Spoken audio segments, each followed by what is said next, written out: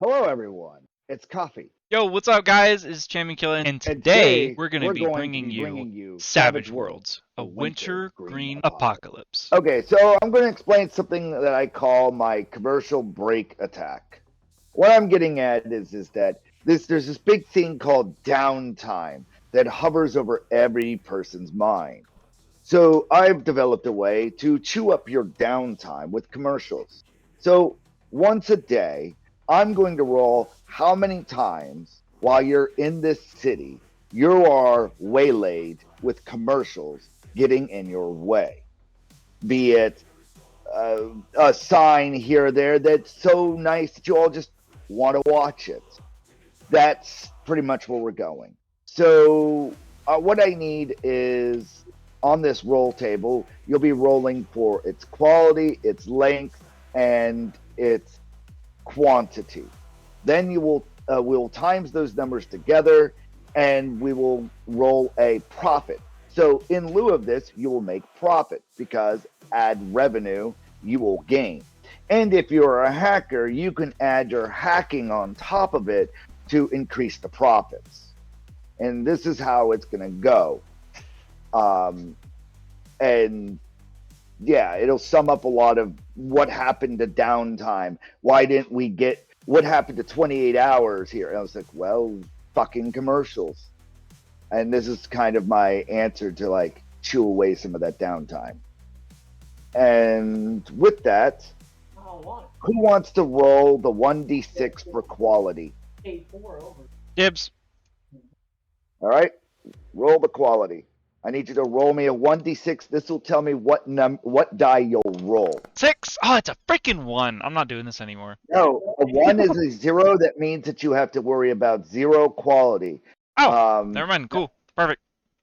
all right, Ty, roll me for length. Ooh, I kind of want to roll for length now. You want this to be short.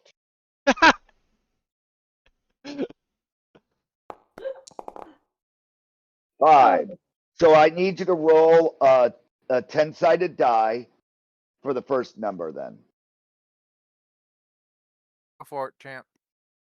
You rolled a 5, and I need you to roll, and that becomes a 10 side. So roll a 10 side.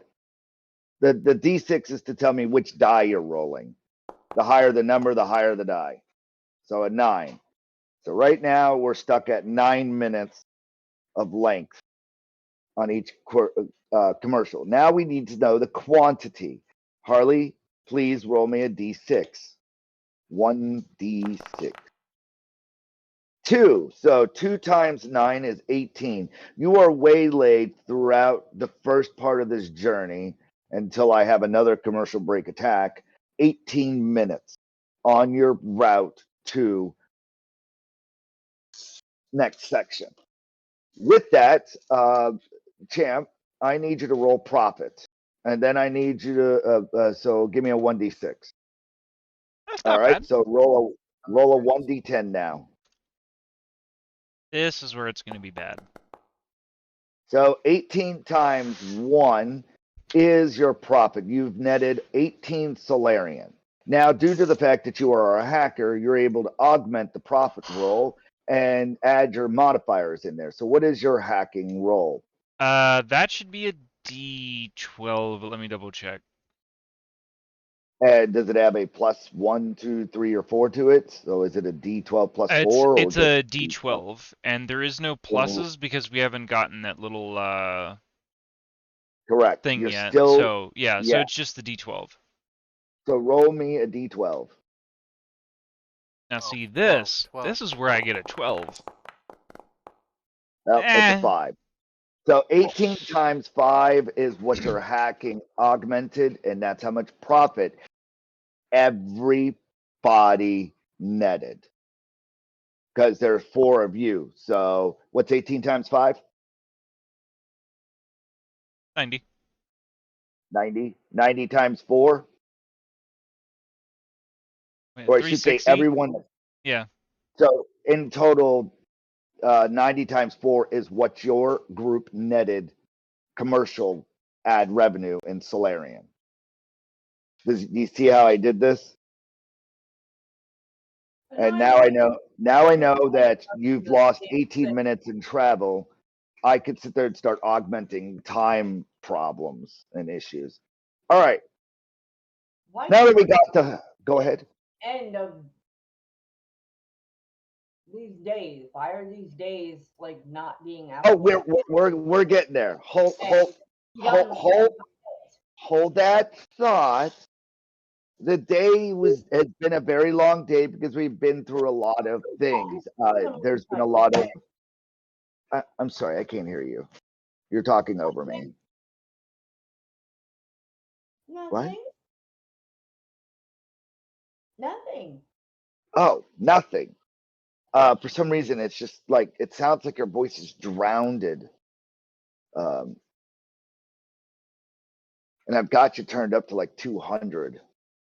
It's the microphone on the computer. I don't know what to tell you.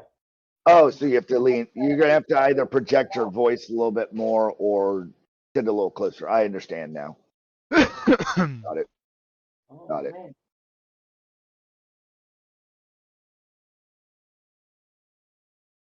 Cat. Where did I leave off? Okay, so your commercials, we got that covered. When we last left off, we saw you all staring at this huge coffee and swimming in coffee, and three people were enjoying everything. On the outside, what we see is one Saurian who drank none of it, partaked in none of it, watch as three people were sprayed by some hallucinogen and think that they're in Alice in Wonderland meets coffee world. With that, as the hallucinogen subsides, you all feel energized as if you swam in a coffee cup full of coffee and drank it all. And you hear bells ring and time delineates, and it becomes night immediately. A lot of the people around you start walking in a general direction that are in the crowd surfing, and people are you start hearing mumbles and whisperings.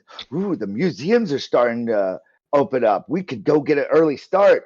And they all start heading towards what a lot of other people say is the train of tomorrow is open. We could get on it and board, and they're starting on time.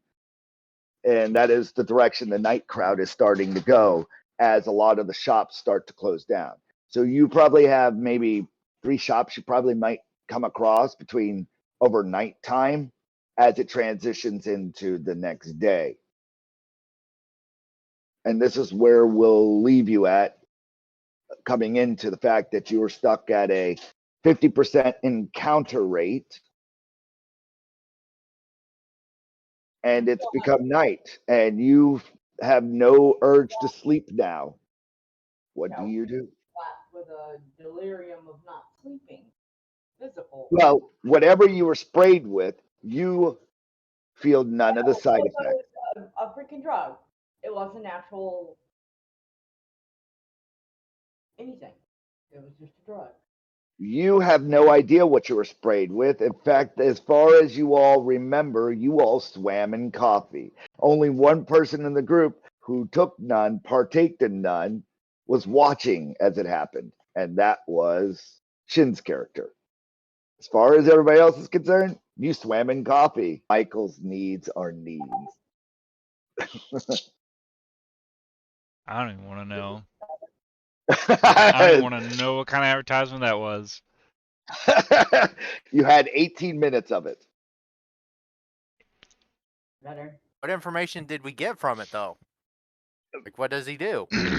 Is there anyone in the video, or does it just text? Like, it's a wall of text.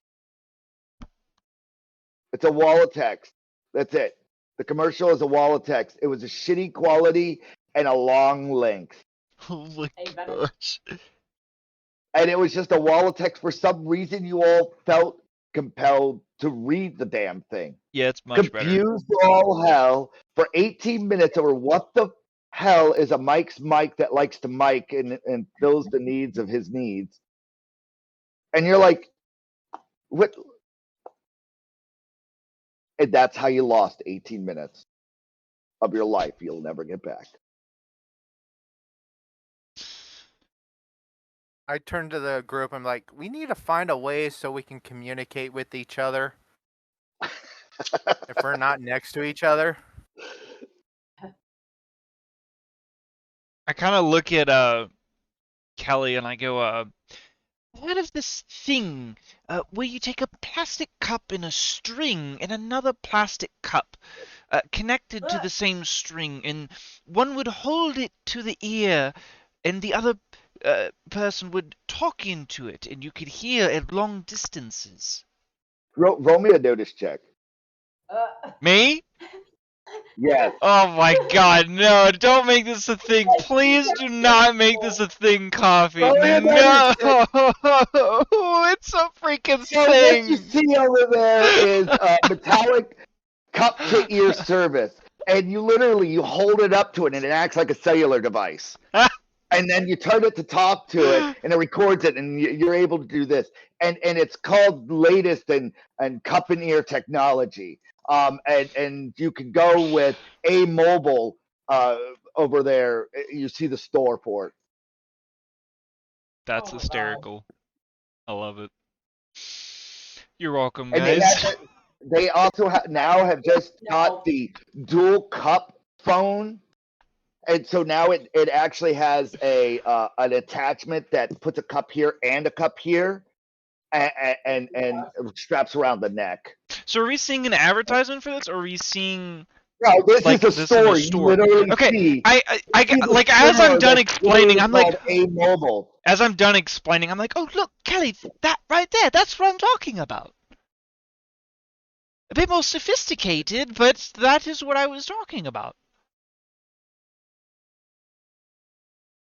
Oh my god. Have you I seen hate anybody else in town use these things? You see people buying stuff from there and walking out with new cup to mouth mobile plans. I Oh my god. love it. What the? What have I done? Yeah. Why? Why did I give him this idea? This? He's like, you know what? Let's do it. Oh, you do. I am standing over here cursing you. So do you walk over to a mobile? Yeah, I mean, I do. I'm gonna check their pricing, yeah. They come up to you and they look at you and they're like, oh, you look like about an A or a B cup. Oh my Lana. Oh, wow, that's a 2 joke for 1. Oh man. Oh, this is gonna be that kind of night, huh? Okay. Oh boy. And they start sizing you up with the B cup modifiers, and they're like, oh, sorry, we're being too pushy, but would you like to try the A mobile cup to ear to cup plan? We Of can course, easily that set up is your entire. why I'm here. Well, then let's come on in. It's all pay now, pay later. Just so you know. I don't quite understand the pay later part. Okay, so what this kind of boiled into is like, you pay us now, you get the product, and we get you started, and then you're going to continually pay us later. I think somebody called it A subscription an upkeep fee? An upkeep fee? Oh, okay. We call it upkeep fee. People weren't getting too happy about subscription fees, and so we call it upkeep fee. And then we show you what we upkept with your part of the money, and it's an itemized receipt that shows you where actually every single point of your dollar went to our company. We call it in-company receiptception so that everybody knows what we spend your money on. And so, Can I find one of those information kiosks? There's one that's behind you. I'm gonna go to it and I'm gonna type in communication devices. Yeah, a whole bunch of ads for a mobile pop up. Almost as if the algorithm is just adjusting for oh you. my god. And you do I see actually- one for Michael miking with other mics.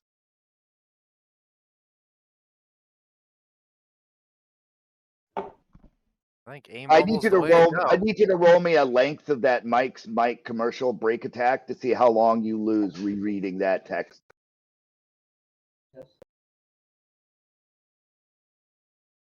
Roll me a 1d6. Me or Vorn? Board. Alright. Not Born, Todd. You get your characters mixed up there. Would you roll 4? So you need to roll a 1d8.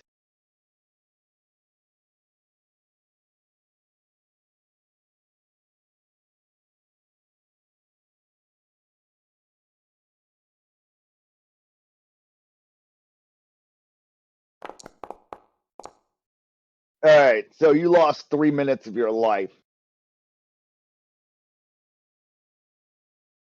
just then. You could roll a 1d12 to see how much you profited from it if you'd like.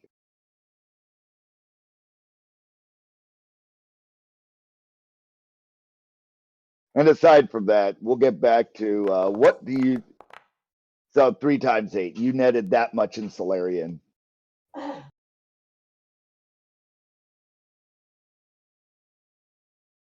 So we know what Kelly's doing for the next 3 minutes. Now that the 3 minutes are over, what are you all doing? Do you keep hunting for different cellular devices? Is that what you're Yes. trying to say? You're eventually going to find a different one. Yeah, I'm gonna ask the store clerk if they know of other long distance devices. Long distance communication devices. By the law, by the legalese of this companies, we are not allowed to tell you of any of our competitors. However, we can show you where there's another A mobile store. Wow. Okay. I go, well, can you just kind of explain precisely how this technology works exactly? Oh yeah, so let me show you mine. And he grabs his cup and he sticks it over his ear, and you see it like stick there. And then he grabs another one, he sticks over his mouth, and it just stays there. He's like, "This is you could talk normally," and you hear him just normally and all that stuff. And then you're able to like free range to Bob in the back, let's say, and he's got his going. And as long as he doesn't remove one of the devices, you know, he can talk and hear me. Like sometimes he just takes off the earpiece and doesn't listen to me as I talk forever. Right. And so, how long of a distance does this have to communicate? Is it, say, 5 feet, 50 feet, a mile? What's the range on this? Well, it depends on the carrier package that you want. If you want to go up to the C cup package, we could definitely get you outside of the regional and distance. If you go up to the D cup size, this is why I was thinking probably about an A or a B cup size, because you look like you only go like maybe a few miles away from each other. You look like a tight group. But if you were looking at deep inner space, that's our triple D package. And it will pretty much allow you to go probably 1 stellar length apart. No one's ever bought the package. I don't know what that is. I Actually, kind of look back at Kelly as he's saying these distances, and I'm like, huh? So I realize that she is watching advertisements, and I'm like, You pull Kelly away from the Mike Mobile ad. Or Mike's miking with Mike's ad.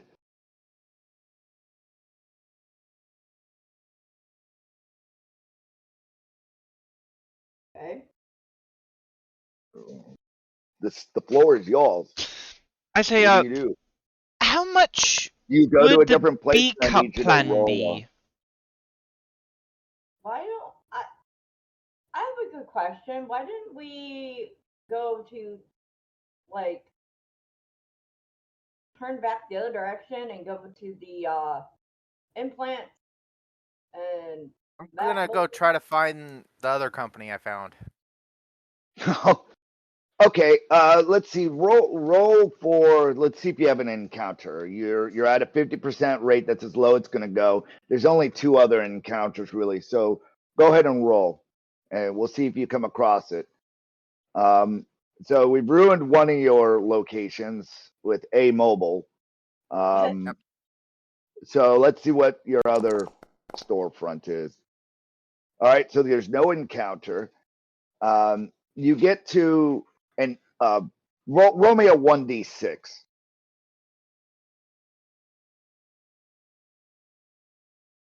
done a mobile. Now let's try. Ooh, hold on, I gotta comprehend something. Oh, okay. So you come across a microcraft implant store, and it says fungal network included. And in it, what you see is that they use fungus. You're not sure how. You'd have to go in No. and investigate in order to talk to each other through something called a fungal network. Oh my god, it's The Last of Us. Stop! Yep. Yep. I think I like this place better than the cups.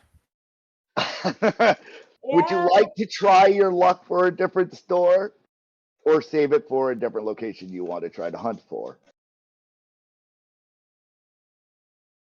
I've never played Last of Us, so I have no idea that reference. Just think talking mushrooms. Talking mushrooms? Okay. Yeah. Is anybody else looking for a store, or nope, or you want to try something else? Well, right now, since you all went to like the implant stores and stuff nearby, you could easily probably find a more controlled implant. Probably. Yes. That's fine. Roll the encounter, and we can isolate something that's maybe a less intrusive fungus.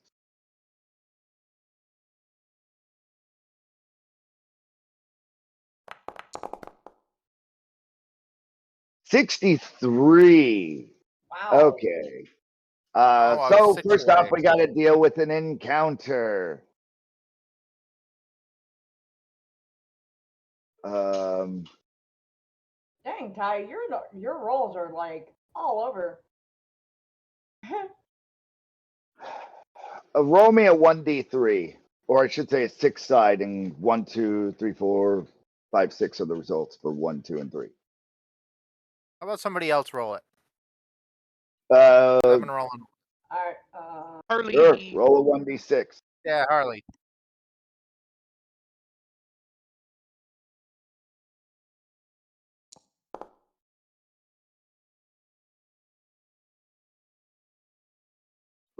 Okay. Well, I gotta find where that is. But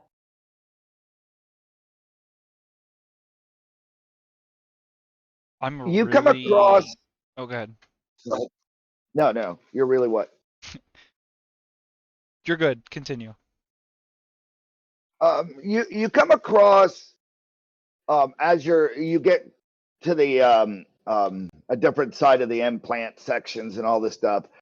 This loud short, squat guy drinking a beer with a talking mug that he's talking to at times, yelling and talking at this one of the judgeites, and they're just in a conversation that's back and forth that just sounds absurd. He's complaining about how if I drink this beer too quick, the bubbles seem to come up too fast, and the judgeite is just telling him to then you should slow down so that you can finish your beer so I can give you this mail. I've got better shit to do. And you can tell that the dwarf is just dragging on the conversation uh, because he just wants to continue talking to something as you guys come upon the scene. I just look at this dwarf and I go, coffee? No, I'm kidding. Oy, oy, oy. Oh, it looks just like you. Look at that. The little twisted beard and everything. I love it. I'm an ass. I'm kidding. He looks like he has a war pipe that's strapped to his back that seems to drip every now and then, and acid melts the floor beneath him. He seems a little weathered in age, and he's very gray, and he's got a little bit of a belly on him now, looking, and he's got, like I said, a little mug down there that he drinks a beer and cheers with. I wonder where this character could have came from. Here is the avian yelling at him. I wonder where that character could have came from. Hysterical, I love it. I walk over to the little dwarf there, and I kind of go, hello there. Your beer, it's you're drinking it too fast, you say? He stops and he looks at you, and he's just too drunk and too excited that somebody else is talking to him at the moment, and just staring at you. Might I pose a solution to your problem? Have you tried drinking through this little cylinder object? It's bendable and you can put it in your drinks. I believe someone called it a stray or a straw. A straw! By God, show me this device. Is it magical of Orient? I believe it is. I've never known of plastic to be bendable, and this is a bendable piece of equipment. Cheers! I love the thought of this. I just spent the last 300 years inside of, I have no idea where, but I left Fantasy Crafters, and I guess we're in a celebration. I have no idea of what. Yes, me neither. I don't celebrate with alcohol, but might I celebrate with a glass of water with you? Cheers! I'll follow along and drink with you, whatever it would be. This is fantastic. This is totally my own character. From here on out, unless you don't want it, you now have custody of your old character from the Spelljammer campaign. That's freaking great. He is. He's literally just gonna be in the background giving stupid commentary and drinking. It is a level 16 dwarf fighter. What? So hold on, now he's getting in combat. He's a level 16 dwarf fighter and only fought the entire time. He is out of shape, and so he's considered to have exhaustion at all times until he gets into shape. Great. A level 1 We can exhaustion. take him back to the ship, and he can be in charge of security. He can be in charge of security. He's gonna be in charge of the security bots, right? Just drinking and then just like start spilling his beer all over them, and they're gonna break down, and I have to fix them. So yes, congratulations. Great. He's in the background. I already see where this is going. You're welcome. Now, with that being said, the avian judge realizes that his due diligence is done and goes about his flightful ways. Please tell me, please re-roll the implants 1d6, and we'll see what else you find. I'll do it. All right. 5. Re-roll that. Okay. There we go. Okay. You find slime can are us, and it just says slime can, like slime dash CAN, and then for us. And you go over to it, kind of confused because it talks about like wireless interconnection. You get over to it, and it seems like a bio implant that homogenizes inside the ear canal, and it allows you to, within 100 yards of something, be able to communicate to another slime that's infested in someone else's head. And it's what it does. And you see people go over there, and somebody squeezes this gelatinous thing onto the ear, and it goes right inside of it, and they freak out for a minute, and then they're like, "Oh." And then they look over at the person as the other friend gets it. And then they start to be able to, they look and talk to each other, apparently, via whatever's going on. And then they start signing pay plans. Pay plan. Okay.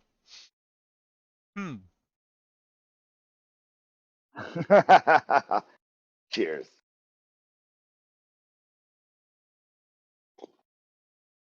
So, Ooh. which of your mobile devices would you like? A mobile, fungal network, or slime can? Those are your options. I think A-Mobile's hysterical. I don't like slime, but I'm okay with fungal. Yeah. So, like, my vote would be, like, the A-Mobile, and then fungal, and then slime. Oh. I want more options. I want more options. Ty's just like, can I go for option D? Like, where is the normal telephone? And people are like, what the fuck's a telephone? I will give you only one more option, only if you want it. Only if you want it. Now, the gift that I give is no matter what you roll, it's the one you're going to have to go with, and we'll press on the plot. So, do you want to take that chance for a fourth option that eliminates all the rest of the options and re-roll what implant it is? No. No. Let's just go back to the ship, and we can find out from the ship. What? Well, that's the problem. You all are highly energized, and you are one turn away from the next day and museum starting. And you're also one sector away from, or I should say, a moment's encounter away from the train of tomorrow. If you're back to your ship, you'll have to go through a whole host of other encounters and miss a day at this rate. Because So the wouldn't we whole have to thing. go back to the ship basically to get to the museums? No, you're literally going further into the city to the train of tomorrow. You're right next to it. In fact, I will show you the train of tomorrow, which you're actually in the implant section, so you would see it from your location as it transitions to the next. And you would see the train of tomorrow where everyone is heading. And the shops are going to start closing down, and all deliveries are going to go out and shit right now as it transitions into the morning.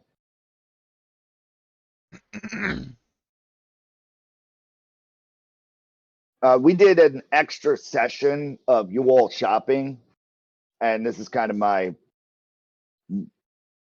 your sacrifice. There's no downtime at your ship. So with that said, which do you want to go for? Like I said, I'm mobile. number 1 amobile, but number 2 I'll go fungal. That's So my we got vote. 1, 2, 3 on Yeah, I'd rather A. wear a cup on my face, on my head.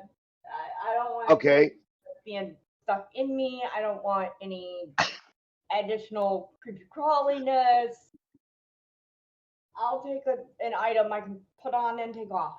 I say that we just like don't do any of them right now, and we try to figure out what else is out there. Well, if we do amobile, amobile, it's it all down. well. Correct me if I'm wrong, Coffee.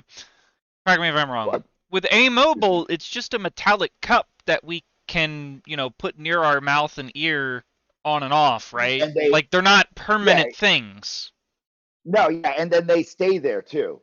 But they're not No, just think of permanent it as a- though, right? Like we can take them Correct. off and set them in a backpack or something if we wanted to. Correct. Okay, They so form a cup. Harley, The dual that cup fixes forms your a cup. problem, right?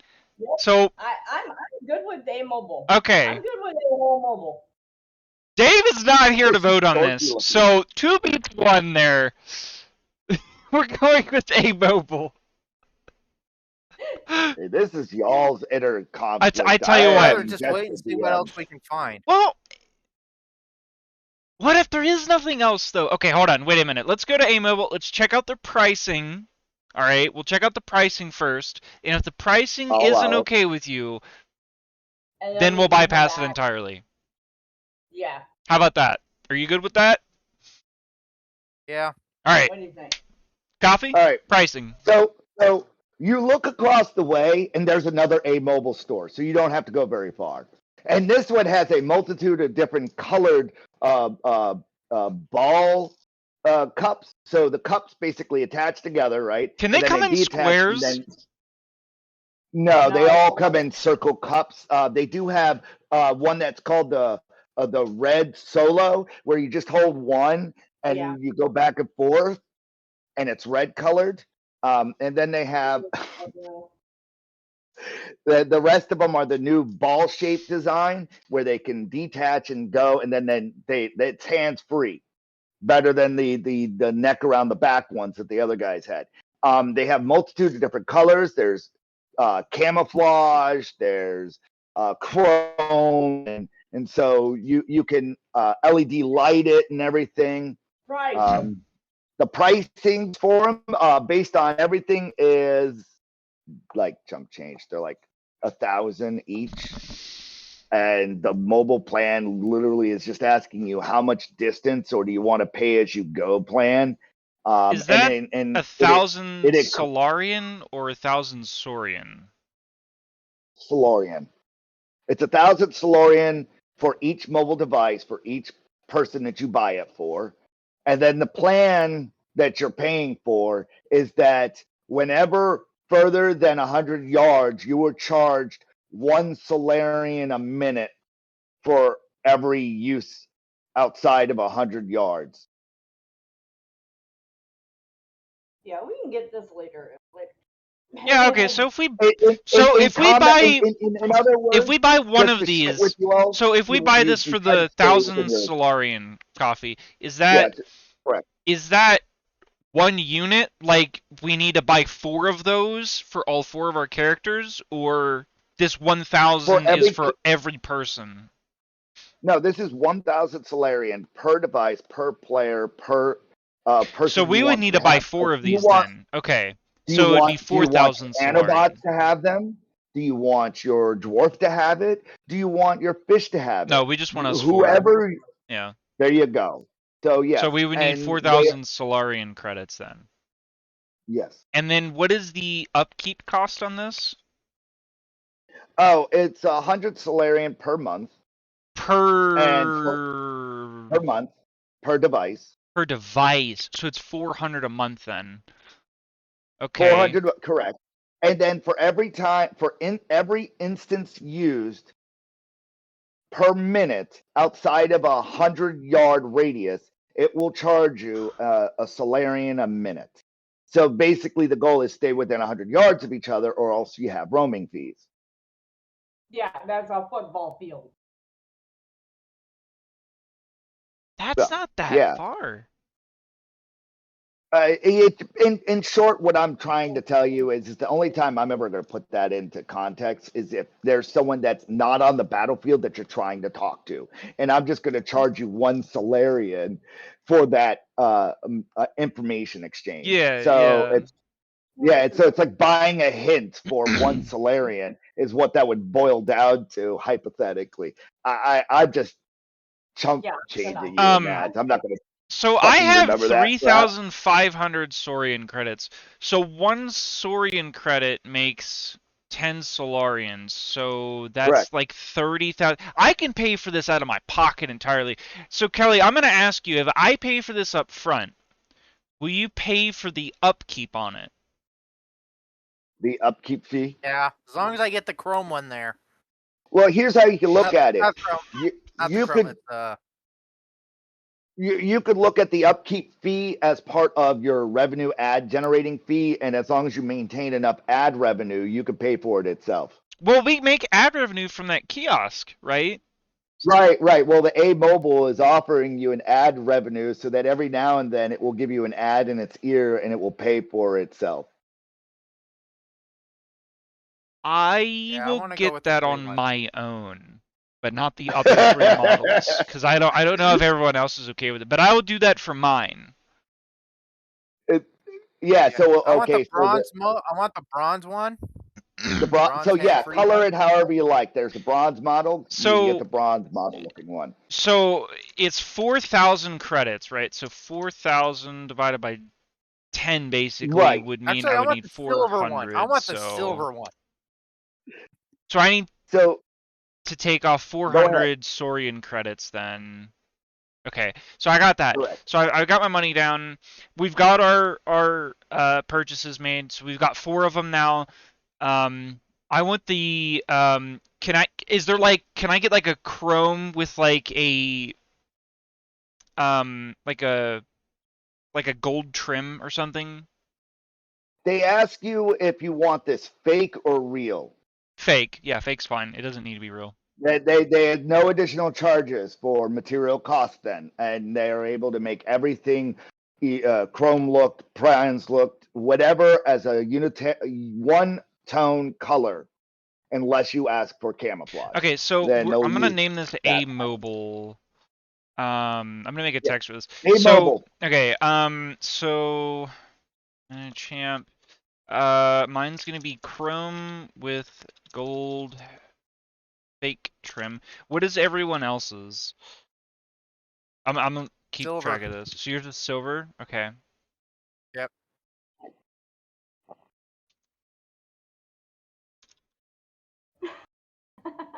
Just silver, no trim or anything crazy like that?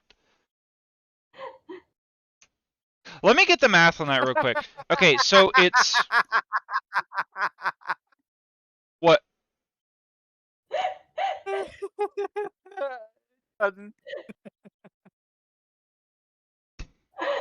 So okay, so mine would pay for itself over a course of time, right, Coffee?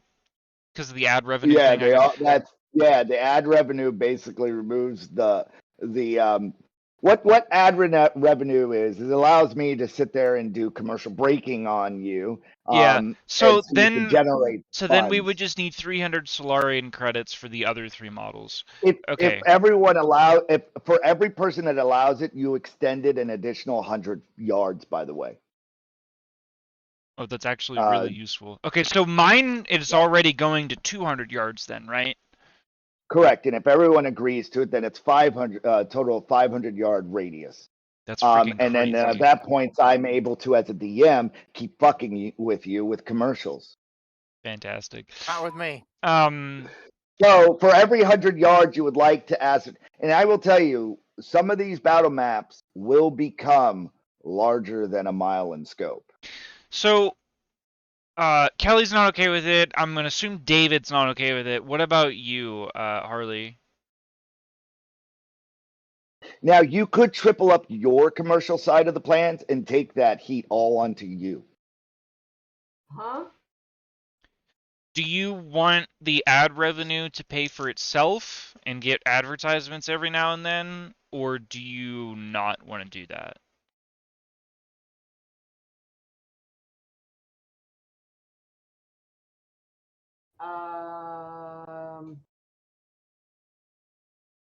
I think Coffee's gonna hate me. Oh, I ain't gonna hate I shit. cannot. Oh, I can't find how much money I have at the moment. I cannot find my paper. I Well, know that you don't started off worry. with 13.599 trillion mercurial credits.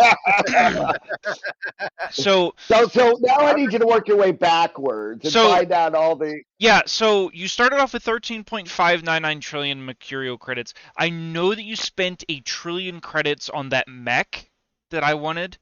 Dude, right now we don't need to do this. It's Okay. all good. We can do this at a Okay. later time because we can look good. The accuracy, unless you start spending all of that money, I think we can go through the old videos and get it done correctly.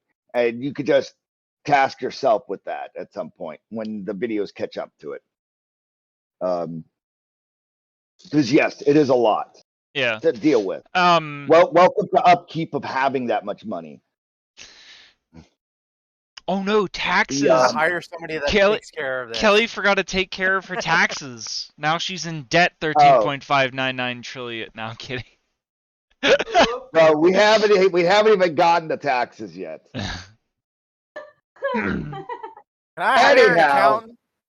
accountant? Too late. Moving on. We'll have to trade it tomorrow. Yeah, so Harley, do you want to have the ad revenue to pay for your phone and have the extra distance added or no? Yeah. Yeah, might as well. Yeah, okay. So we're looking at a 200 200. Solarian upkeep every, what was it, month you said?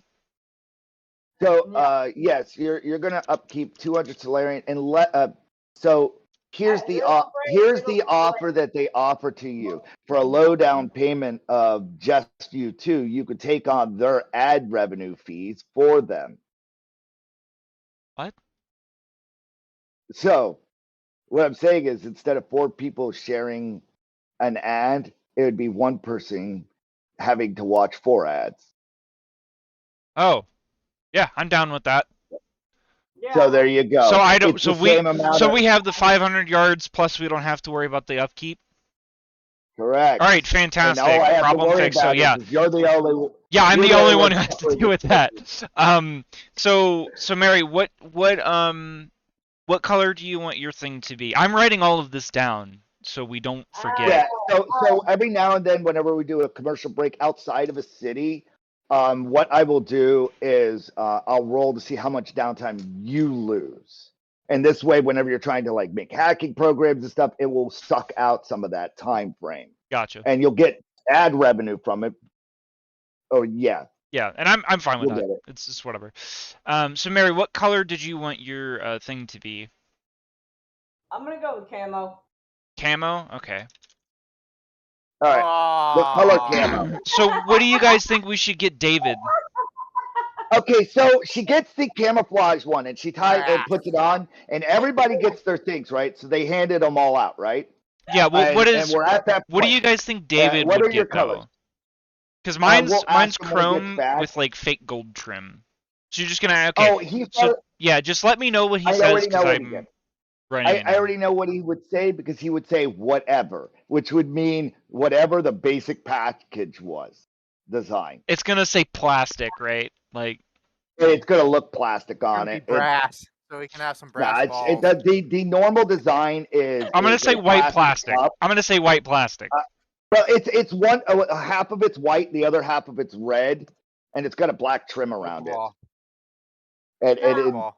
Okay. that's the basic design. Brad. It's a All right, there we go. Pokeball. So white and red plastic with white trim. No, that would be a red I solo caught cup. onto that one right away.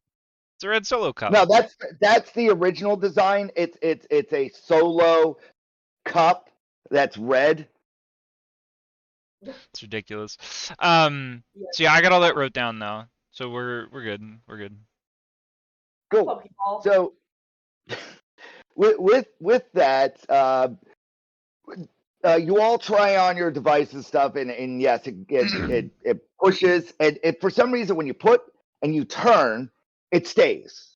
It's like there's like this invisible thing that righty tighty lefty loosey and on and off, and that's it. You push, turn, done. Cool. You I can like use it run as out a of the bonus store action. after doing this. Like after we try them on, like I run out of the store and I like run all the way across the street and I'm like talking to mine and I'm like, Kelly, is this working? Can you hear me? And I'm not looking at Kelly. I'm looking away from the street, right? So like she can't hear me talking or see me.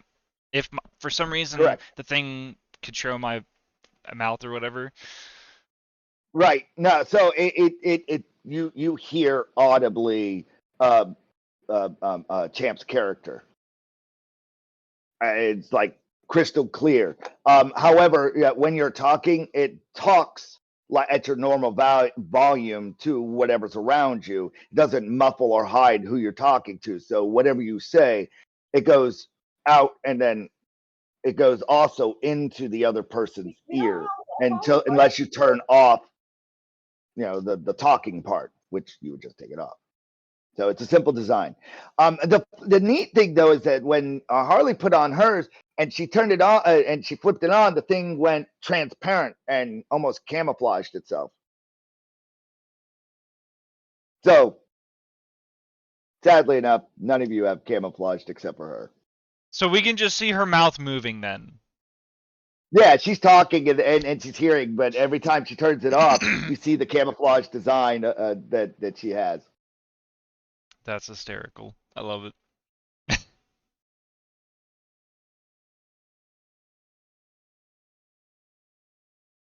You all are welcome. You all now have your mobile devices. You can wear just let me know if you want to wear them and when you don't want them.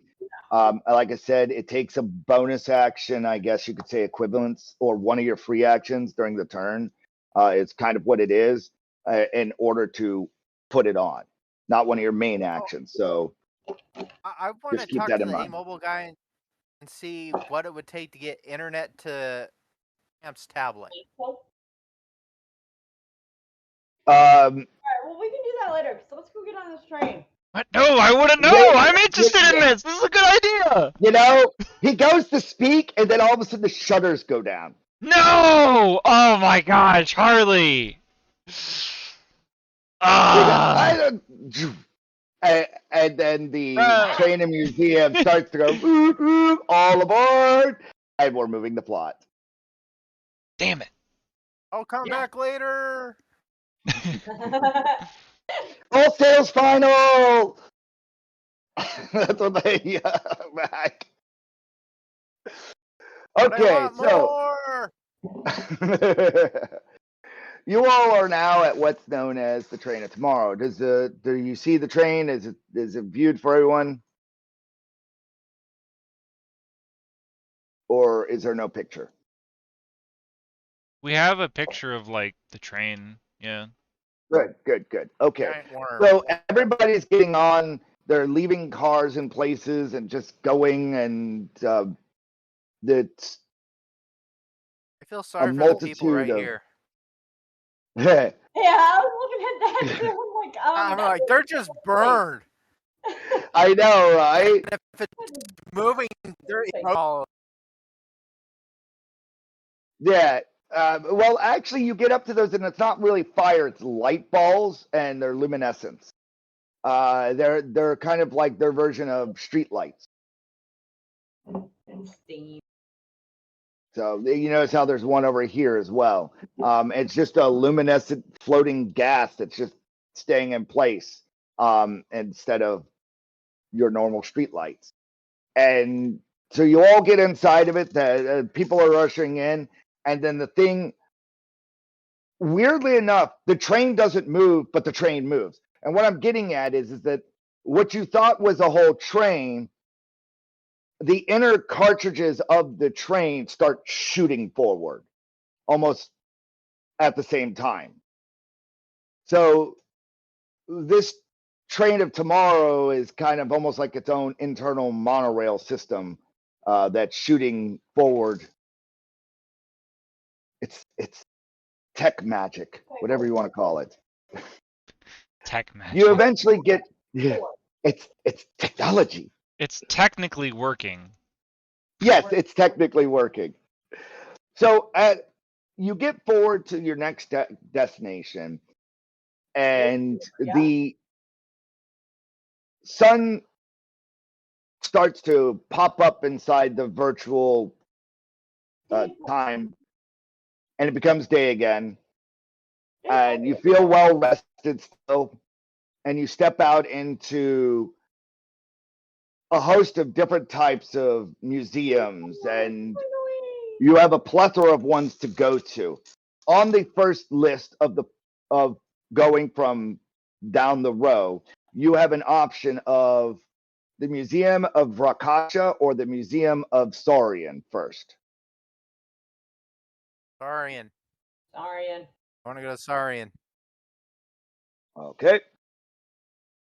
So you step into the Museum of Saurian, and the Saurians are a dinosaur reptilian hybrid with an innate passion for mechs and technology. Their museum is filled with towering mech displays and interactive sections where visitors can see how Saurian engineered some of the planet's finest mechs. Their central exhibit features a massive mech collection shaped like a dragon's, that being symbolic of a Saurian's passion for both mechanical prowess and their ancient reptilian heritage. The Saurians themselves viewed themselves as guardians of human culture, particularly drawn to Japanese traditions for reasons that they couldn't ever really fully explain themselves. Visitors can walk through all the reimagined Edo period exhibits where Saurian samurai-like figures serve as protectors of their people, drawing inspiration from ancient customs and of honor and duty. The love for their human culture has translated into a mysterious bond that they have for human technology as well. And they serve as defenders for the human strongholds of planets, apparently. The museum holds records of the Saurians' rise to power in a mechanical world. Their inventions became central to planetary defense, with the ability to adapt and repurpose human designs, often seen as their greatest strength to do this. Repurposing human designs, that is. With that, we have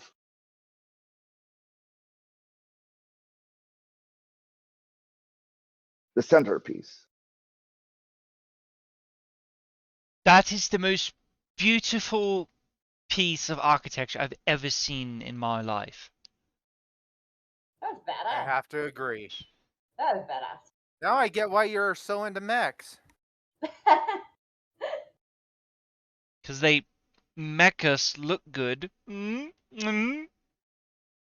put my pinky up to my mouth there, you know? I'll let out a little chuckle. Yes, charisma +1. Let's go. While you're at this museum, you can ascertain particular facts through some of the exhibits. So it's kind of you go to kiosks that explain things about Saurian culture.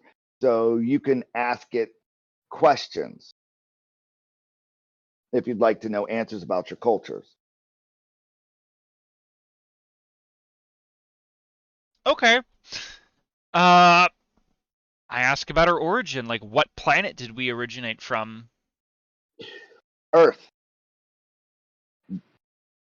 Okay.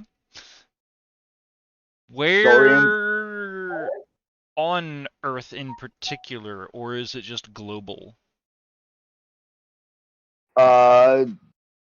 Japan. Okay. Yeah, I figured that one was coming. And You're basically mini Godzillas. Yep. wow. Am I wrong? No, not really. I leave it to your imagination. Most recent Godzilla. And I'm like, okay, well, like, did we like come from the waters of Japan, or did we like come from the land, like physical geometry, like, you know, a mountainous range? Were we like in the grasslands? I mean, obviously, we You get obviously weren't born in a city. You ask Wait it, a and minute, it says, were we born from a test tube? Hold on, I want to know that. well, first things first. It says humans, and then you're like, wait, test tubes. Yes. Humans, test tubes, yes. Like the first part of the question was humans, and then you typed in test tubes. Were we test tubes? And it says yes. So your origination was from humans, and I just turned to Kelly and I like bow down and I'm like, create it. that. No, I don't do that. I do turn to Kelly though, and I'm like, that seems humans created the Saurians. Wondering if humans created everybody else.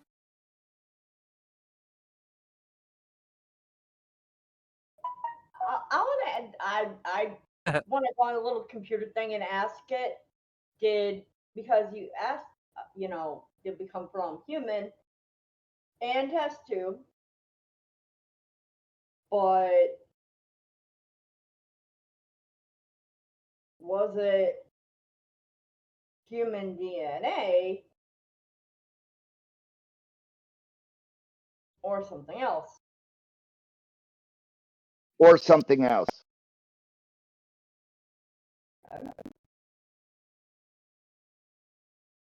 Where did the A warning label pops up and it says no human DNA was used in the reenactment of this in the enactment of this sensitizing species.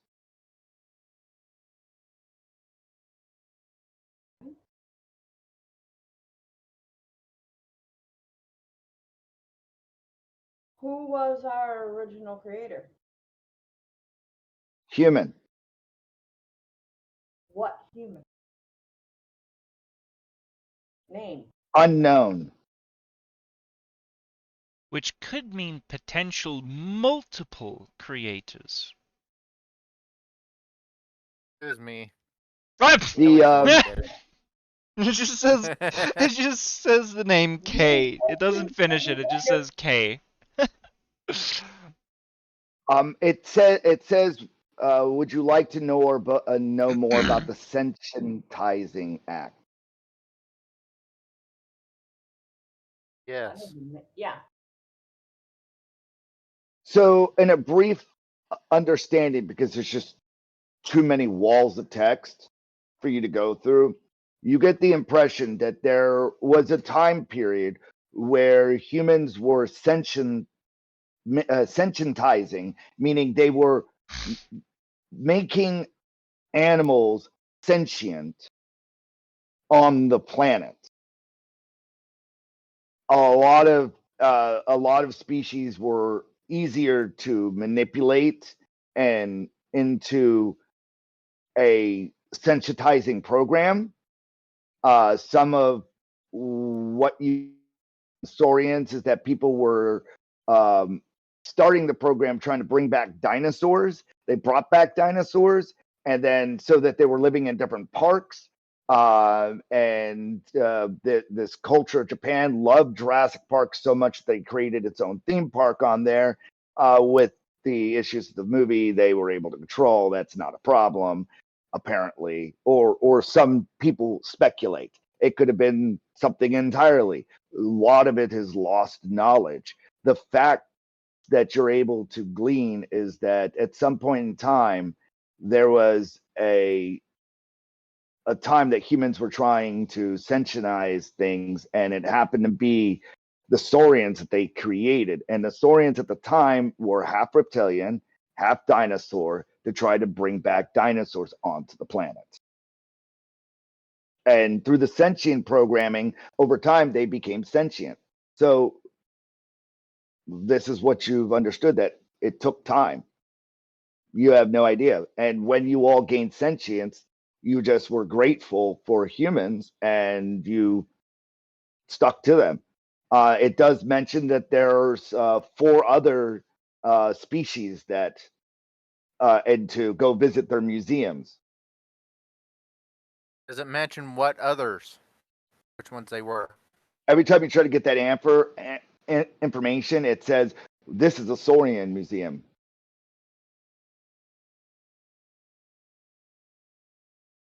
And you get the impression that they want you to go see other museums and not stay at this little area in order to get your information.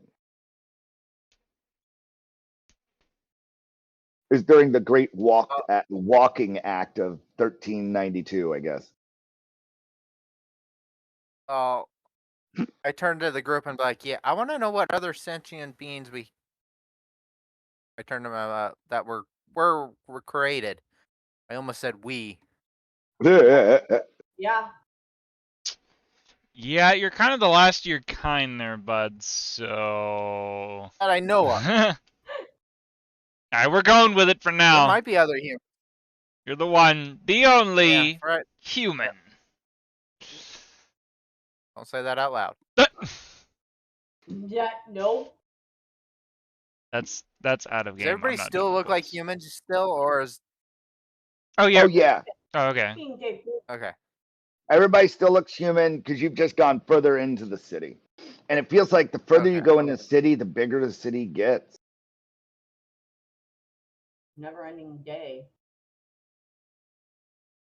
Well, let's go to No, the other one. Unless you guys got what more you questions feel for like this. you should have been at the center of this city by how much you've traveled towards the center of the city. You feel further from the center of the city than ever before. Hopefully, by the next days or so, you can get to the center of the city. No, this is only day 4. Day 4 is.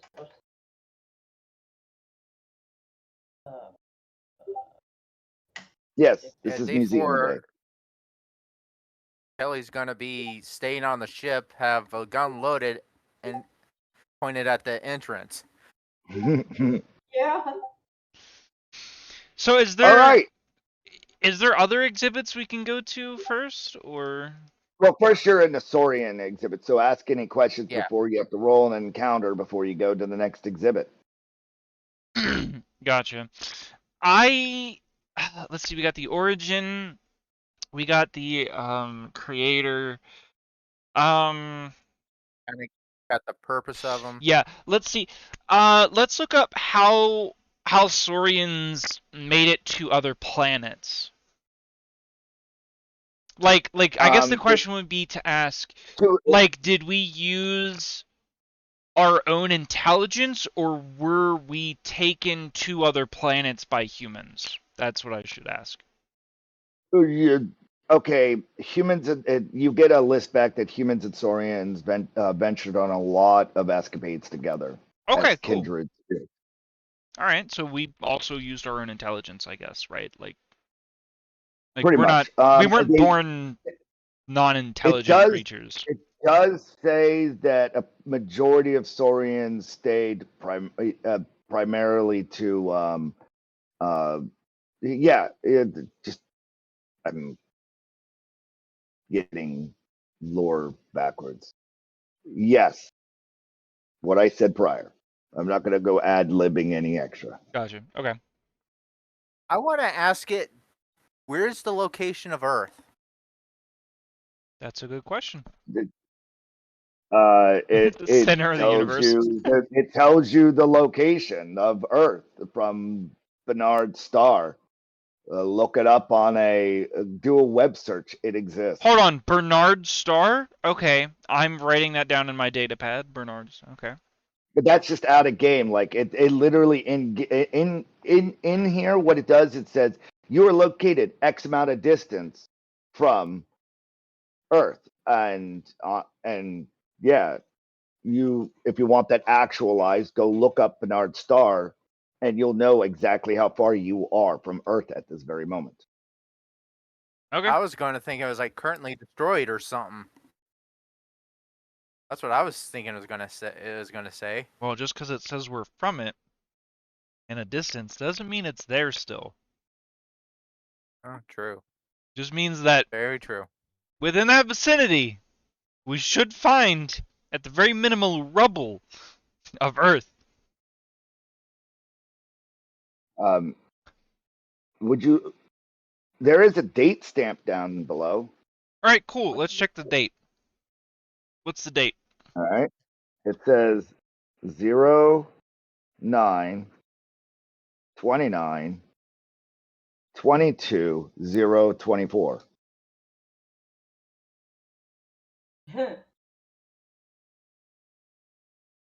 I see what you did there.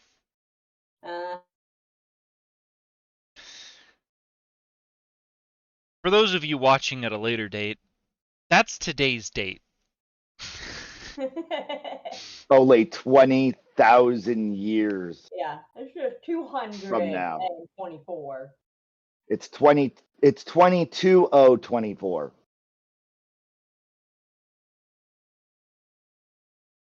That is the current date.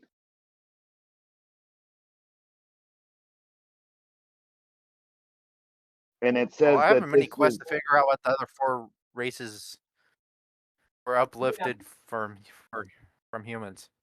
It also has a statement on there that this is the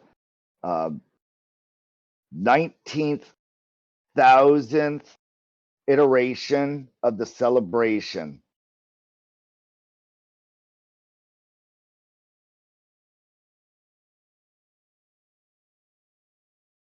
If you do the backwards math, that means that this started 9/29/3024. Was the first iteration of the celebration.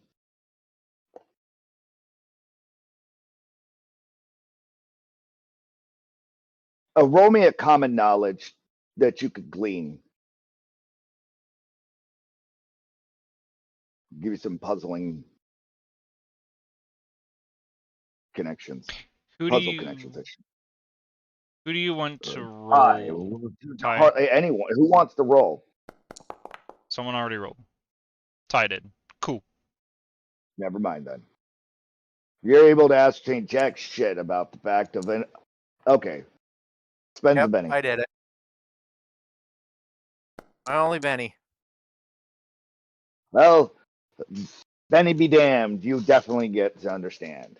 So, Yes. what Oh, you're fantastical. realizing. The best you could ascertain is that the celebration must have began in the year 3024. And all records that you keep reading talk about everything from 3024 and earlier. Some of this knowledge acts like it's coming from Earth, but there's no connection on what transgressed before 3024. And it's kind of, yeah. You're caught in between the fact that you know that it's 19,000 years later and you're in Bernard's star. And when you look at Bernard's star on the map, the star map that it shows you, it doesn't exist. There's just a star there. And it tells you on a on a galactic scale, it says you are here at Bernard's star, in the middle of space, and Earth is this far away from you, and it's 19,000 years later.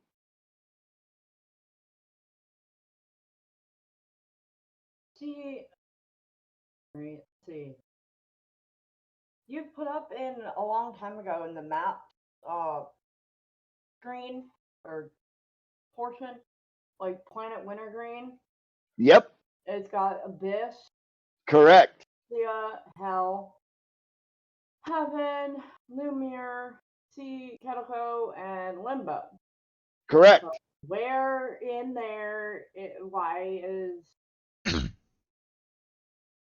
I need you to roll a common knowledge check there, Ty, since you're the one at the kiosk at the moment.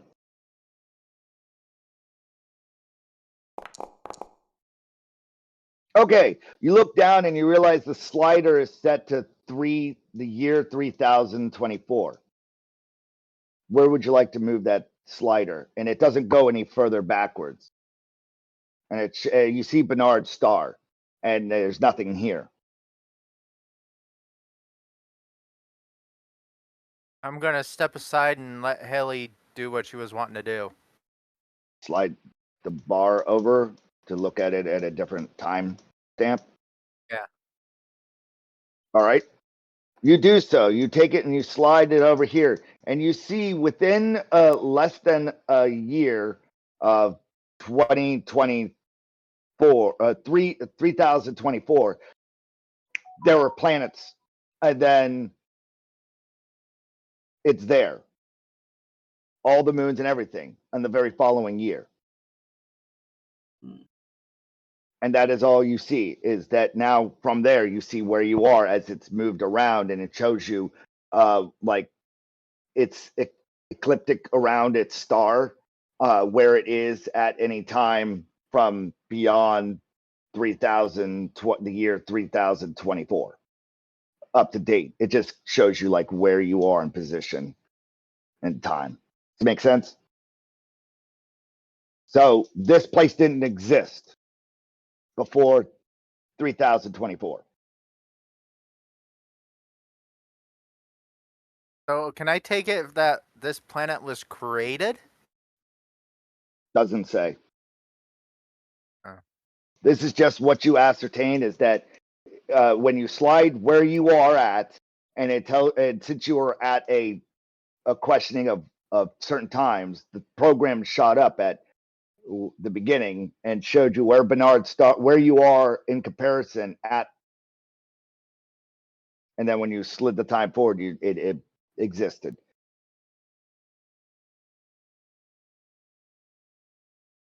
It doesn't show you that it was created. Doesn't tell you it was created. It just tells you that it exists. It just magically poofs into it. That it exists now, and it has for the last 19,000 years. I want to type in something. Okay, Saurians versus humans. it just came up with I don't know. Doesn't make sense. Oh, wait a minute. Can I ask you one more question real quick? Okay. I want to ask, I know you didn't say anything. I want to ask it, are Saurians extinct? No. Okay, that's all I wanted to ask. Continue. Okay. Moving on, you step outside and you see a host of other museums currently, and it says right now that you are in this section.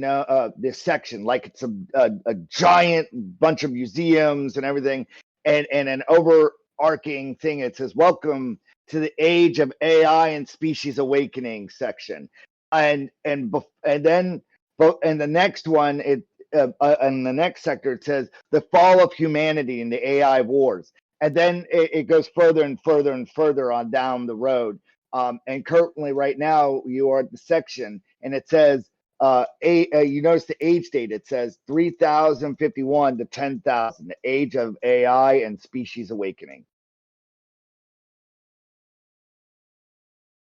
What museum would you like to go through first? Would you like to go to the Rakashian, the Saurian, the Avian, the Zedite, or the Anabot, or the Synthoid, or the Orc,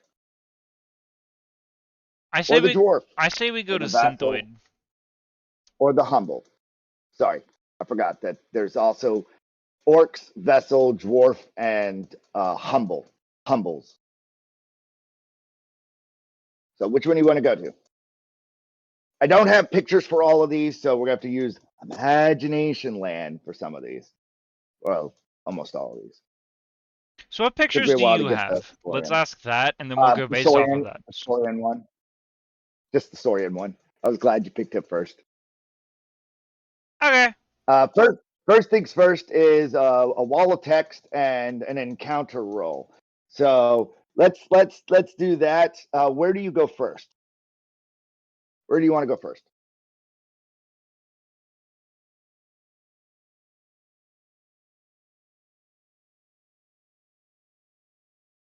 I wanted to go to the thyroids or whatever.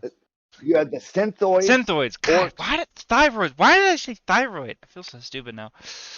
synthoids, Anobots, Zedites, Avians, Saurians, Rakashans, Orcs, Dwarves, Vassals, and Humbles. 10.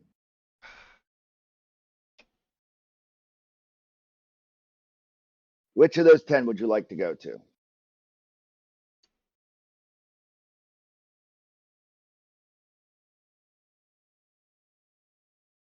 I guess up the synthoids. I'm voting synthoids. What are you guys voting? That's fine with me. Okay. So All right, so Yep. you head over to the Museum of Synthoid.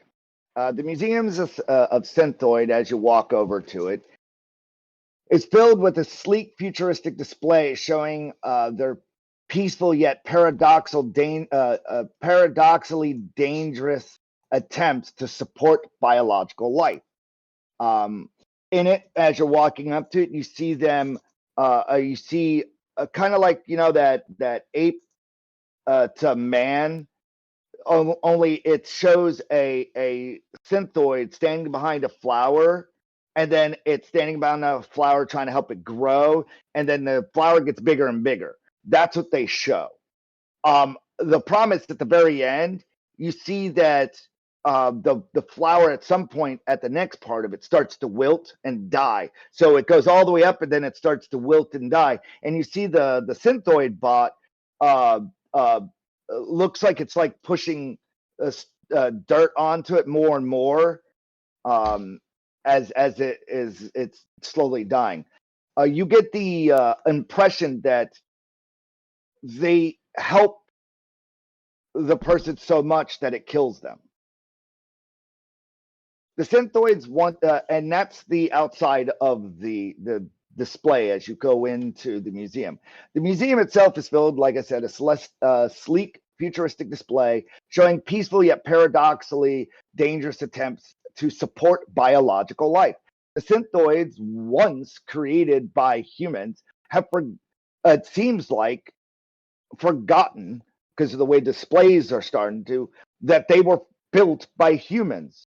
And you can see in the very beginning that it shows in a small little display a human building, tinkering with a robot. And then the very next is just a grand display of a synthoid's always been, and there's no such thing as a human created me. And it looks like it's trying to create, help life as if it always existed. The origins, but before, the museum's interactive exhibits show synthoids attempting to assist others, often to their own detriment. One exhibit explains the reproductive process of a synthoid pair, referring as 0 and 1, merging parts of themselves over a 9-month period to create a synthoid child. This process apparently, as it shows, leaves the parents' weakened state for 50 years, during which that they raise this synthoid child in a what they call a birthing house, and it shows it goes off into a birthing house. And the museum also features life-size models of synthoids' binary codes, explaining their genderless nature while emphasizing the logic and the support that they give. And they ask you at the end, would you like us to help you today? Would you like us to help you, or how would you like us to help you? There's no kiosk the entire time as you go through this visual thing. At the very end, there's a like it just says, "Would you like us to help you?" Says, would you like us to help you today? Yes, take care of my money problem. I joke. I'm joking.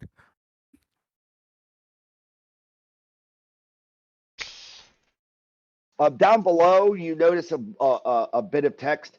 We will commit to forever.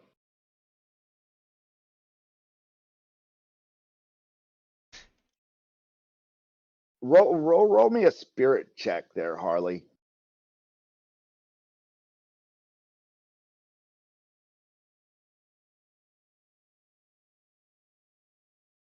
Find your spirit and roll its stat. Meanwhile, there is no kiosk at this place to ask any specific questions. It just is asking you a specific question. You get a horrified gut feeling that no, thank you. The kind of support that they're trying to give you will take away your own freedom.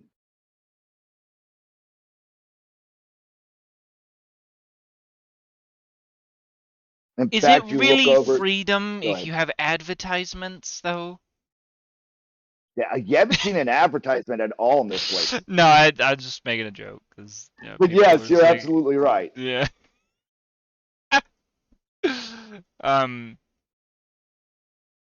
Yeah,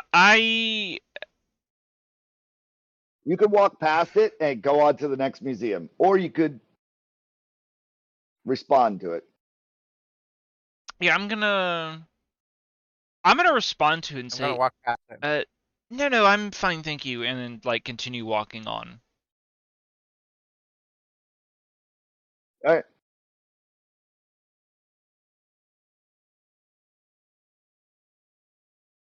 You step out of the thing. At that point, an alert goes across the top of it going, Synthoids will now never respond, thanks to no thank you.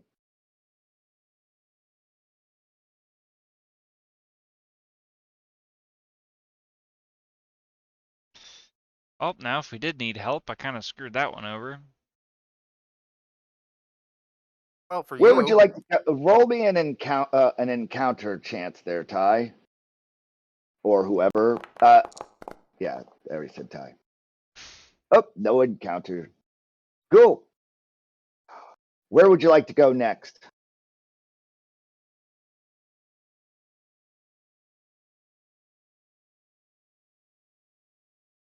Was it the Rikishi?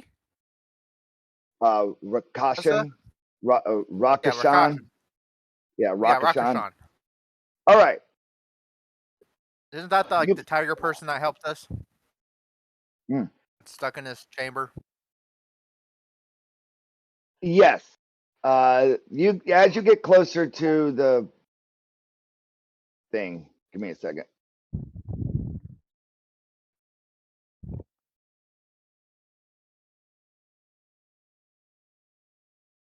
So Rakashans, those are like tiger people, I think, right? Yes. Yeah.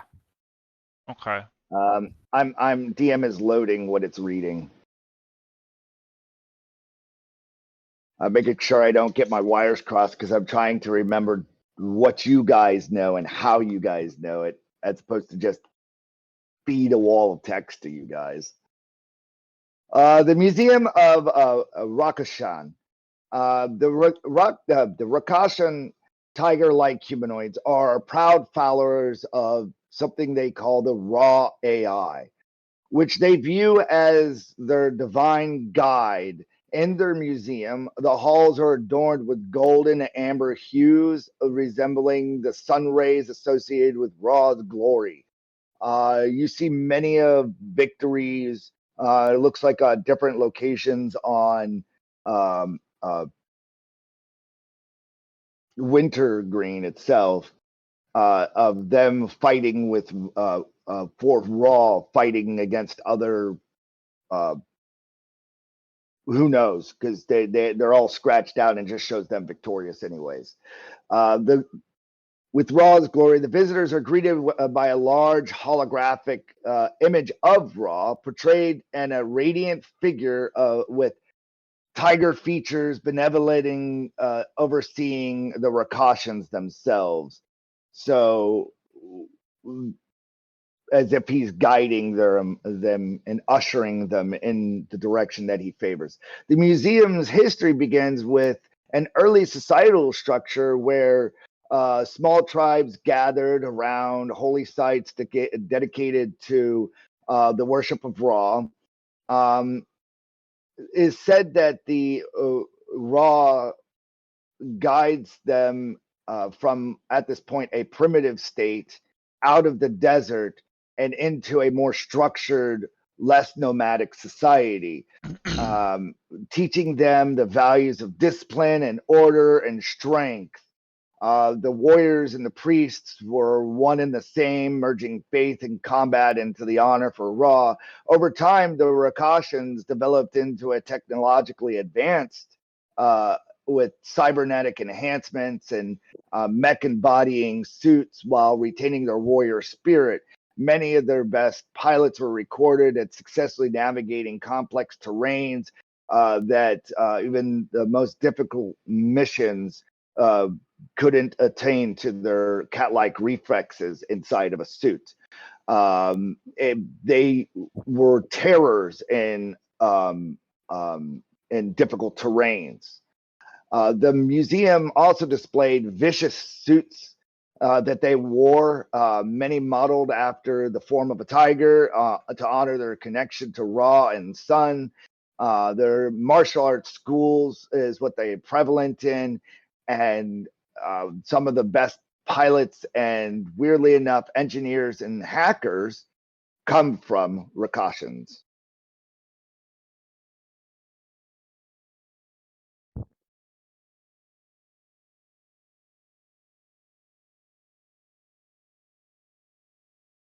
You get to the end of it, and there's a kiosk there. What questions would you like to ask? And which kiosk was this for exactly? The Rakash. The record. The Okay. Rakashan. I'm gonna start off with the question of the origin. Like, do we know what planet they came from? Earth. Earth. Okay. So do we know like what part of Earth? Like when I ask what part, I don't mean like what. Middle East. That's not what I'm asking though. I'm asking like when asking that it's like what region? Like, is it a snowy area? Is it a desert? Is it the ocean? Is it a jungle? Like that's what I'm wanting to know. It's somehow hard to understand, like give a proximity of it. You get an ascertain. I guess what I can say is, what biome do they prefer? Oh, that's easier to jungle, desert, and snow. Jungle, desert, and snow. Okay, perfect. Thank you.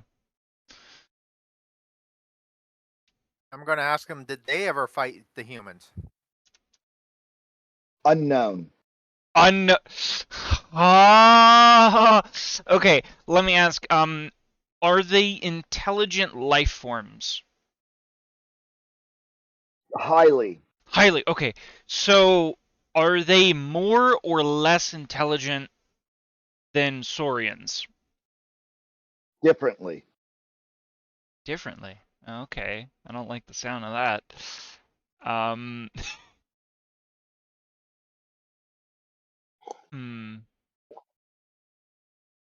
Okay.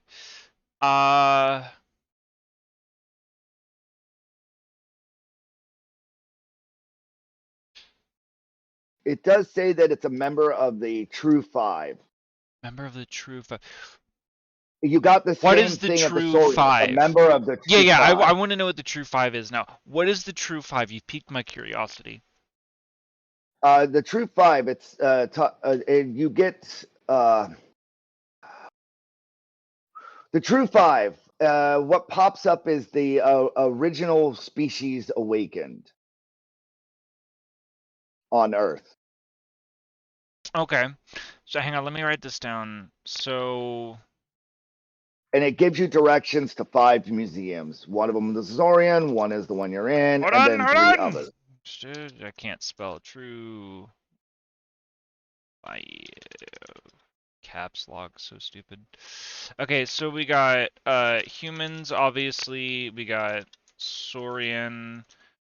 Probably spelled that Correct. wrong. And then we got the Rakasha.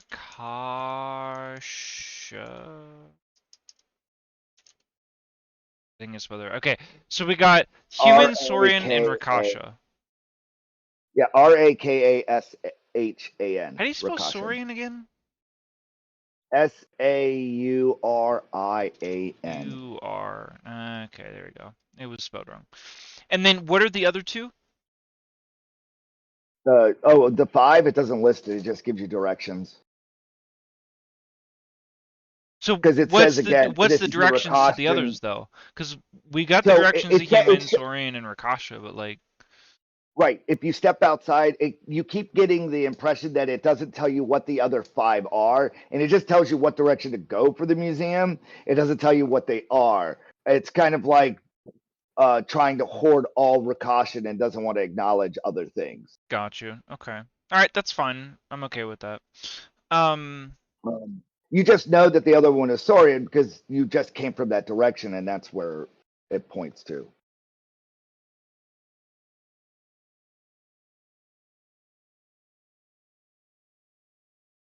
And as far as you get, apparently back on Earth, they created 5 cent. They did a what you can glean on a million mile view from what you're asking is at some point in time they played with sensitizing life and they worked on 5 projects. That's what you are able to glean. And you know 2 of the projects right now, the Rakashan and the Saurian. You're unsure what the other 3 are or who they are.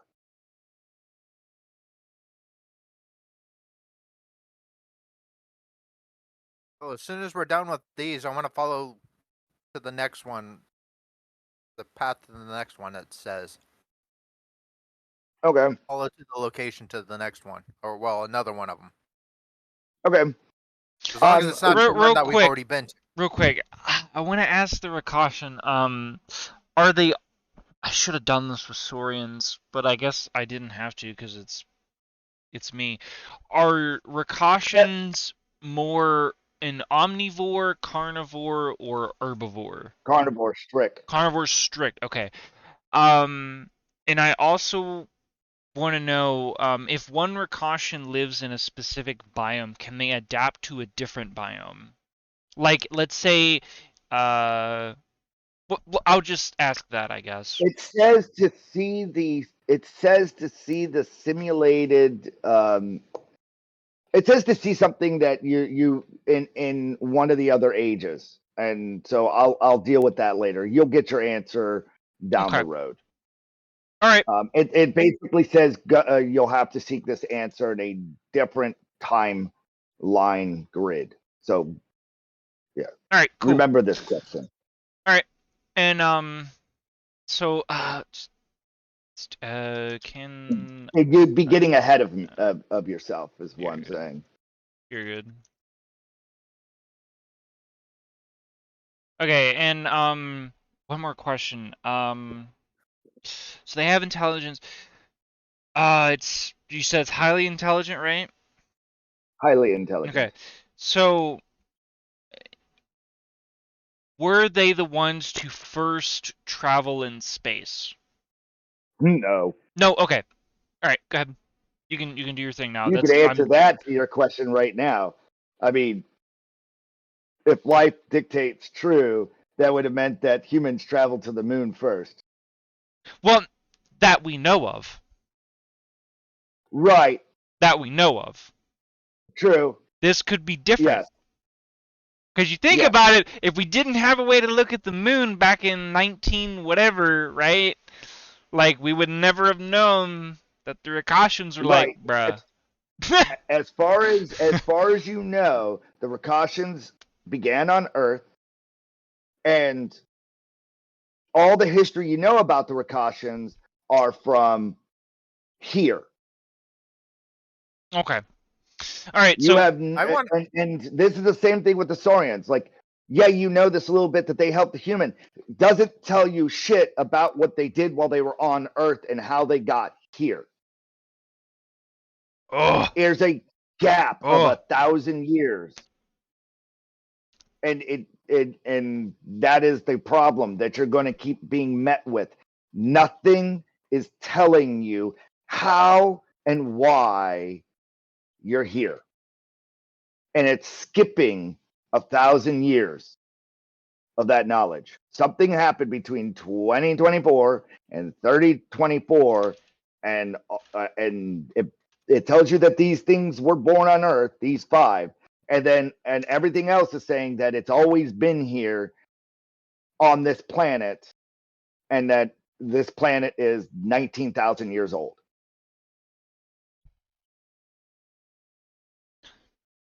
I got a question for it. Out of the five you said it was Yeah, it was the 5. the 5. The first 5. Yeah, the first 5. Which number out of the first 5 were these created as? Like, was there one before them, or they the first? So you're asking the wrong questions. First up, you're at the Rakashan exhibit. So Yeah, I know. Yeah, you got to how find many. you got to get this answer in game. Like, how do you want to ask that to the kiosk? That's what I'm asking. I'm asking out of the five, which one were they created as? Oh, it just tells you the Rakashan side of the story. It doesn't tell you anything about other than the fact that there are 5, and it was Okay. one of them. And then just points you to the other directions of the other places. You get the feeling that you're only going to ascertain Rakashan knowledge, and from this. Yeah, we'll probably have to go to the human one to figure out that stuff. Which one was created first? Probably. So you're moving on to the next museum? Yeah, we'll go to the next one. Unless someone else Yep. wants to do Alright. something. Harley, you want to Where do anything? Is that a yes to move on? Harley, are you even there? Yeah, her mic's not working. Tracking. She Next can still museum. hear us. Next museum, though. Okay, so we'll move on to the next one then. Okay. So the next museum, if you're following where it states, leads you in front of this giant statue of a what's supposed to be a woman holding levels and bouncing, except for it's got a bird's head on top of it, and it says "Welcome to the Judgeites." Judgeites? The Judgeites. How do you spell that? JUDG apostrophe ITES. Hold on. Apostrophe ITS. Like that? Yes. Fantastic. I now have to go write that in a journal. Okay, hold on. Give me 1 second. Here, I will make sure I Judges. spell it. Uh, There you go. Judgeites. Judges. I forgot to eat. Crap. Okay. All right. Go ahead. Continue. All right, so you step up to the Museum of the Avian, and it says Judgeites, and just avian in little print.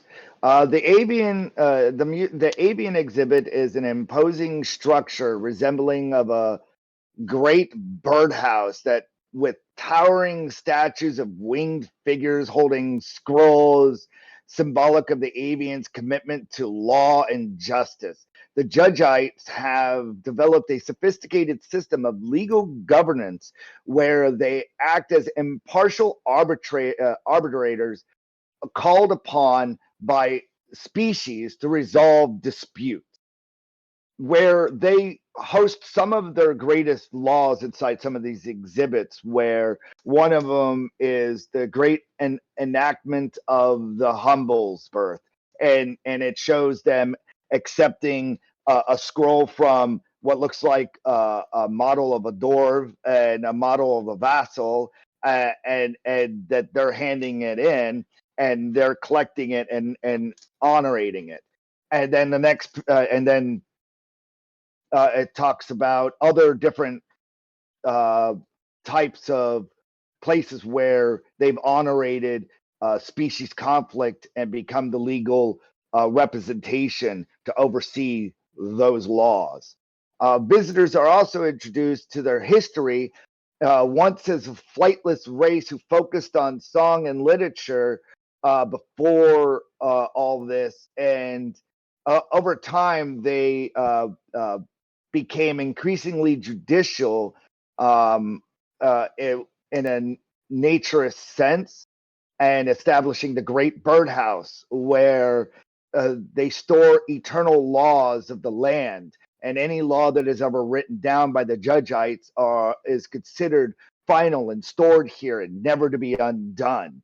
And the Great Birdhouse on the mountain.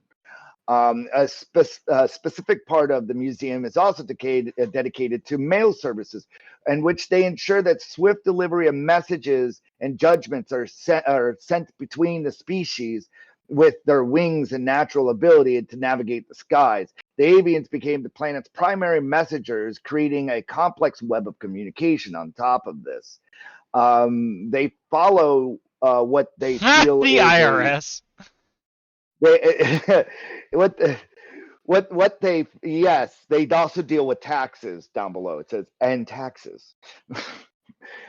And they apparently they at some point began worshiping this AI program of law called the Great Un, and they've followed it ever since.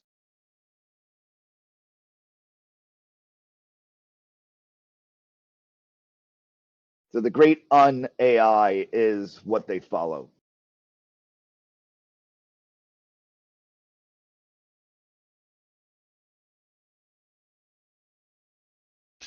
So the So what question- Judgeites follow AI? The Judgeites willingly at some point started to follow. Before that, in the beginning, they were focused on song and literature, and at some point, they started worshiping an AI called Un, and became what they are to today, that oversee laws and judicial systems and everything.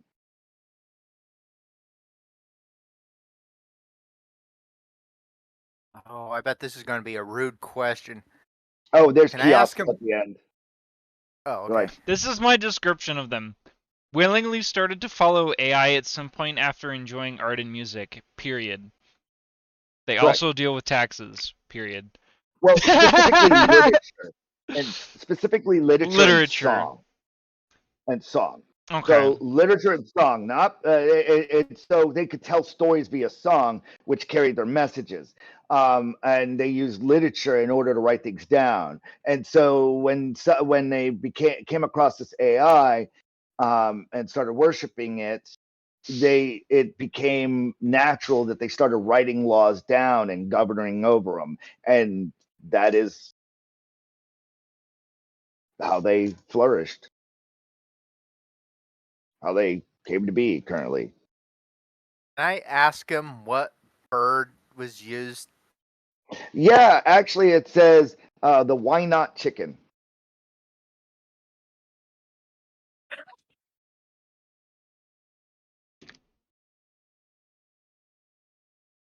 Apparently, it was in some place called America. I'm sorry, did you just say the why not chicken? Yeah, it's actually a type of chicken. No, I know. I was trying to figure out what bird was used. Why not? Yeah, why not? Yeah. It's a chicken. I was thinking, okay, it was a flightless bird I got from it. And I was like, okay, it's got feathers, so it wasn't a penguin. I was like, maybe an ostrich? Now you know. Maybe a America dodo? sensitized a chicken at some point, and this is the product of it 19,000 years later. Are you catching what the 5R is locations on different governments trying to do this now? Yep. Got it. So we figured out 3 of them. What the other 2 are?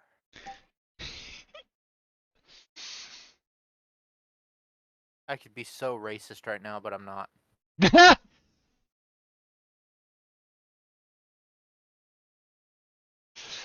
Well, you All right. remember So what back in the questions? chicken days. Okay, I'm gonna. So we know that they started on Earth because it's stated in America, obviously. So we Yes. have that information already of origin. So I don't have to start off with that. Obviously they have some kind of technological intelligence because they dealt with artificial intelligence, right? Yes, at some point they started worshiping it. That much you know. It looks Okay. like it happened at some point on Wintergreen. At some point on what? Wintergreen. Wintergreen. Okay. The same with the Rakashans. They started worshiping the AI Raw at some point on Wintergreen. Got you. Okay. So would we say that they're omnivore, carnivore, or herbivore? Omni. Omni. Okay. Um, in what region or biome would you say that they originated from Earth? And like, what do they prefer? Like a cold area, a hot area, or like a combination of both? They're chicken. So anything that would span between Well, you never know. You really never forest. know.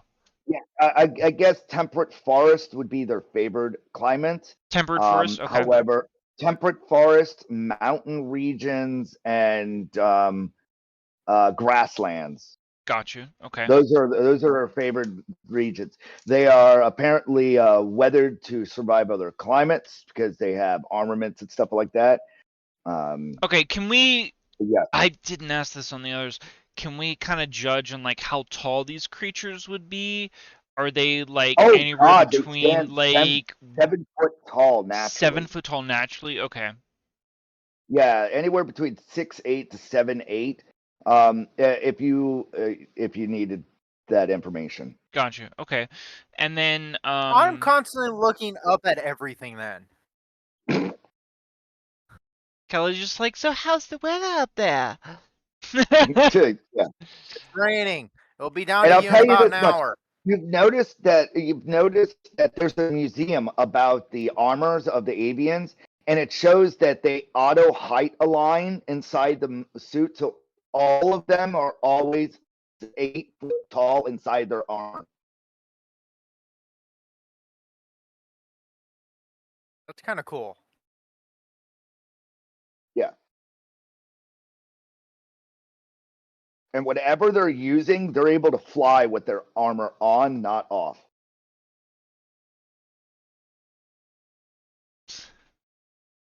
So they're not using their wings. Oh, they're using their wings. It's just the armor helps the wings type thing.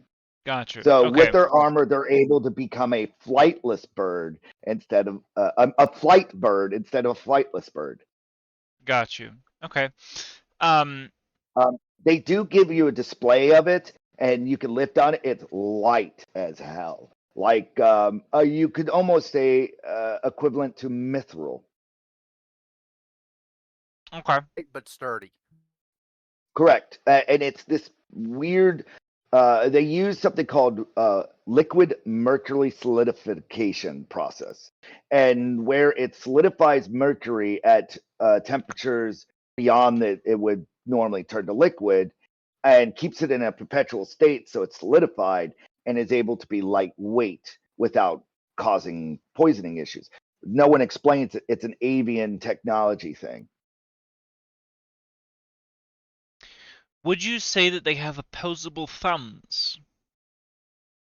Yeah. So it's like three, 1, 2, 3, and a finger type thing. So they're able to kind of manipulate this a little bit. So yeah, it's not really opposable. It's more like talon. Gotcha. Okay. So I mean, if the difference would be that my thumb could go like this, their thumb can't. Their thumb is just forward and back. So Gotcha. I highly doubt I'll get an answer to this, but how loyal were they to the humans? it says questionable and undefinable.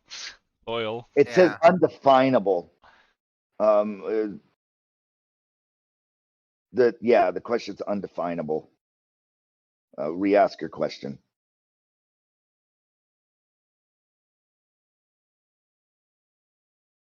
What is what is the general opinion of of humans from them?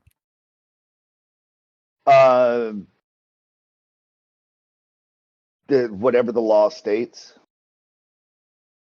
And what does the law state? That's it. It just repeats whatever the law states. There is. You're asking a question that Yeah, I can't even I answer. didn't think I would.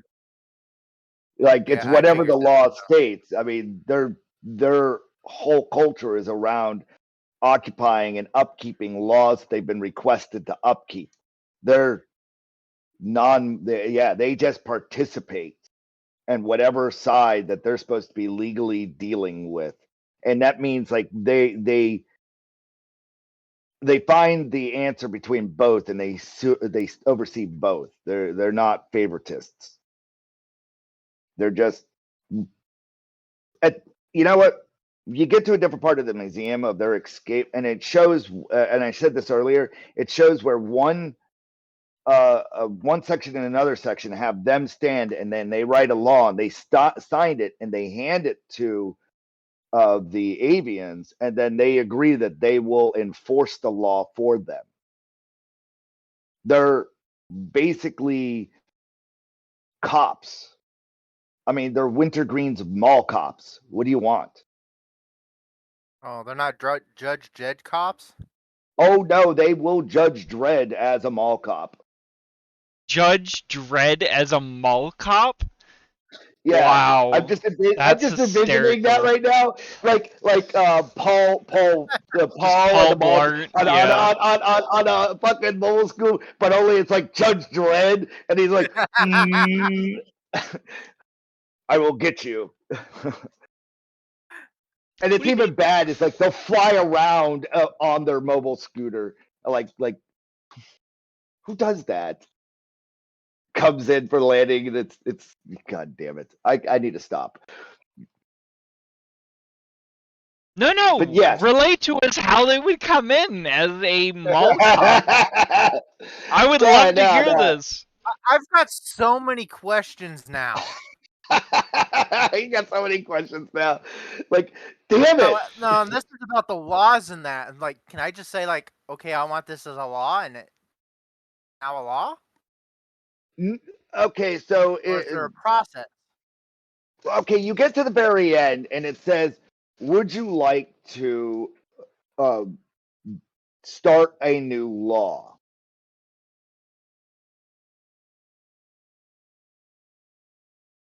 At the very end of the entire thing, you're done with your question. You get to the end, and it says, "Would you like to start a new law?"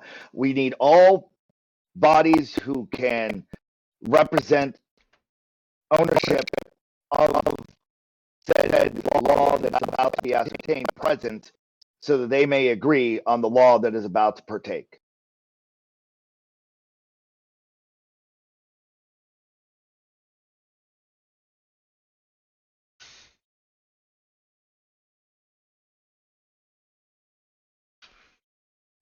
I want to submit one like, I must be protected at all times. Define the word protected.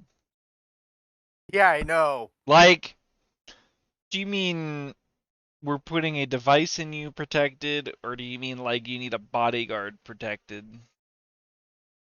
It's about you do see a guard that's there, and it looks like an avian, and he looks over at you, going, "What it means is that if you needed us to protect you, you would need to get avian leadership to come down and enact a law for you with them over all that you're trying to request."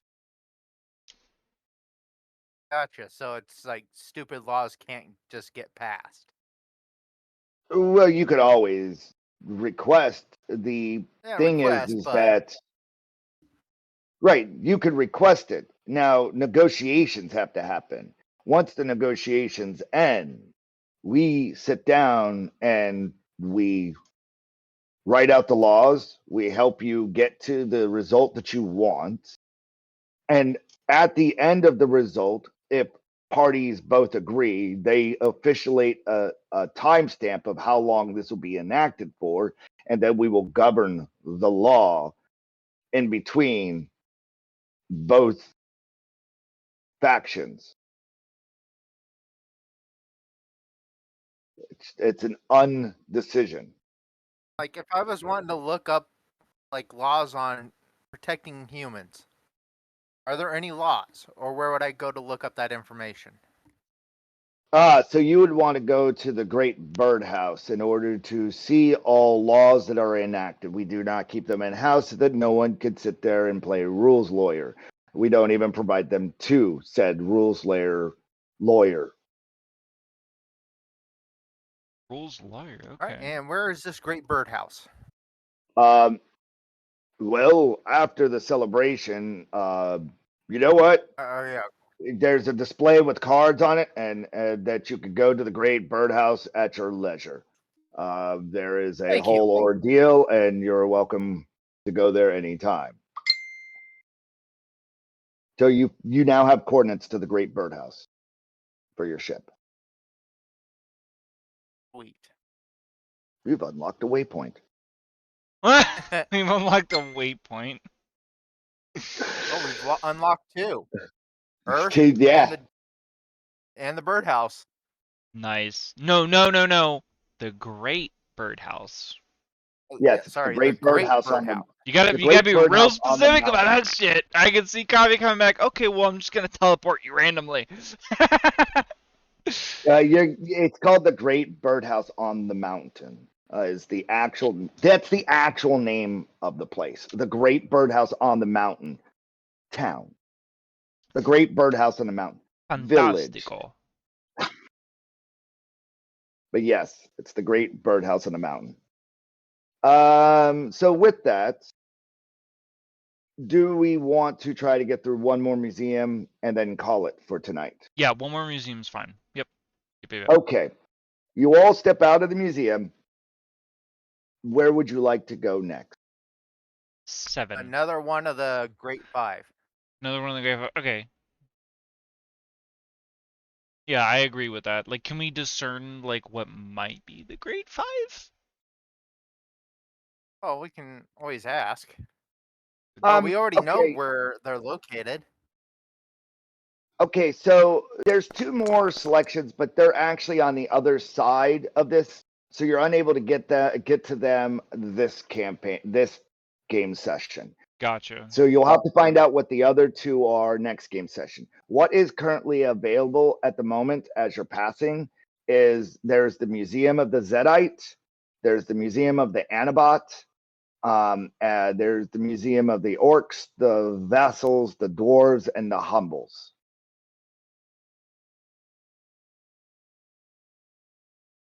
I'm kind of interested in the Zedites, but if somebody else has a stronger opinion. No, Zedites is fine. I like Zedites. Okay. We can go with that. All right. So we will go to the Zedite Museum. You come up to it, and before you even get to it, you can hear the carnival horror sounds that come from the museum as they penetrate your ear. As you step over to the landscape tends to start to play with you as it persists. The Zedite Museum is a chaotic carnival of color and madness, reflecting its race's eccentric nature.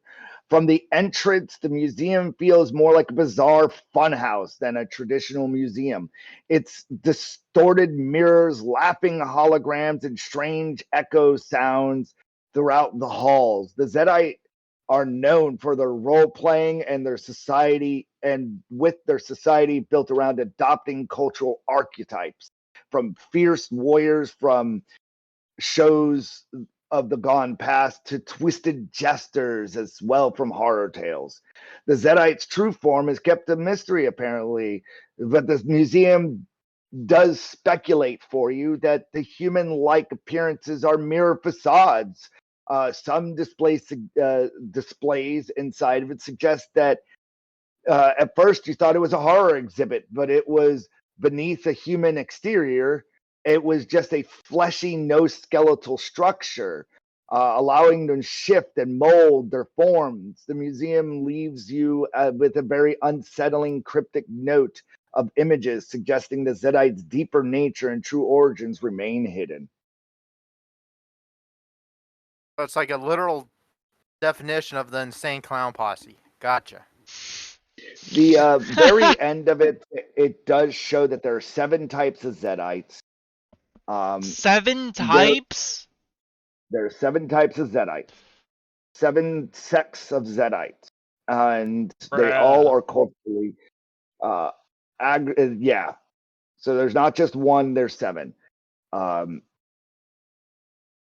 of The them kiosk there's a kiosk at the end that you really are afraid to touch. It looks like a bear trap that is ready to go off if you go near the kiosk.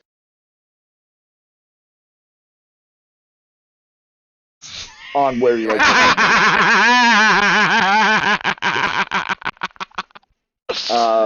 there's plenty of signs pointing to it saying, please input all questions and complaints into this kiosk. Yeah, I'm just gonna leave. I'm not walking anywhere near that bear trap. Yeah, I'm like, yeah. Peace out, Girl Scout. As you walk out, you see a little girl and a little goth looking girl at the end, and she's holding a dish full of cookies. It says, "Please have one before you leave." I don't No, take thank you. one. I just started my diet. I say, sorry. Sorry, I'm oh, on well a then here, sugar catch it. diet. She pulls a grenade pen and throws it at you. What the f? I Have go a to good day. swat it away, I guess? I just Go run. ahead. I'm not touching nothing. It explodes into confetti, and she just laughs maniacally.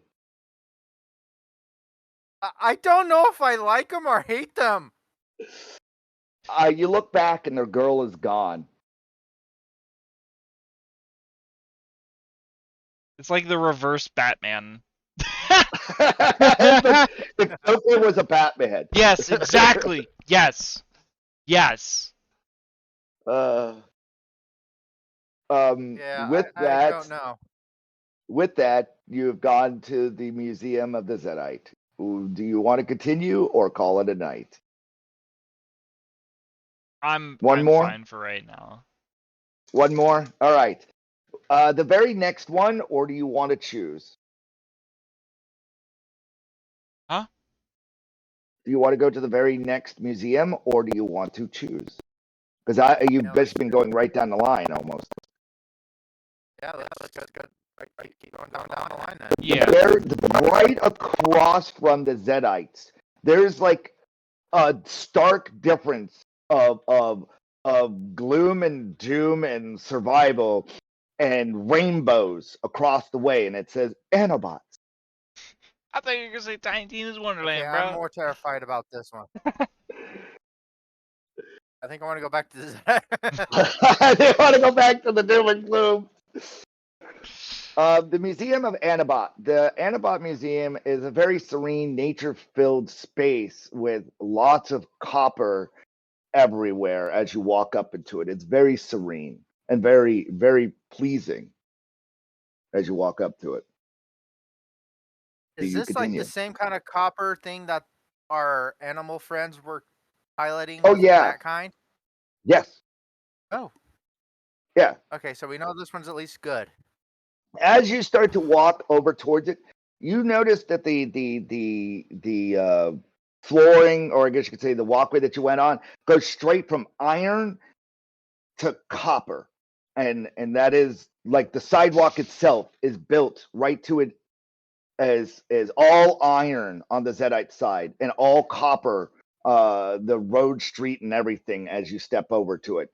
On top of the copper, there's copper pots full of flowers and serene-esque thing. It's just laden with copper, is what you know. So you walk up, right? The Anabot Museum is a very serene, nature-filled space with copper sculptures of ducks, frogs, and squirrels specifically. The Anabots are what you can nearly grasp, fey-like creatures, deeply connected to nature and devoted to protecting their environment. They are also skilled mech pilots and use something known as whelped copper, a special material that is infused with nanites, is what it says in the descriptors, in order to build their suits that look Gundam-esque. And that's what the descriptor plate says underneath, like some of their mechs. The museum tells of a story of Anabot's battle against the Great Ironing, the event where industrialization and iron-based technology threatened the existence of Fae. Over time, the Anabots formed an alliance with other Fae species, creating the Anti-Iron League to combat the spread of iron and its destructive effects and its leaching and toxicity into the Fae environment. Their museums proudly display the victories of this war with dioramas showing copper mechs battling iron-based forces. The section a section in the museum is dedicated to the toxic relationship between Zedites and Anabot, with the whelp copper acting as a poisonous material to the Zedites as it shows them stabbing it and them melting. Much like iron, it shows in another display, is toxic to them. The rival looks deeply ingrained in their history, and provides detail of the count to still ongoing to this day.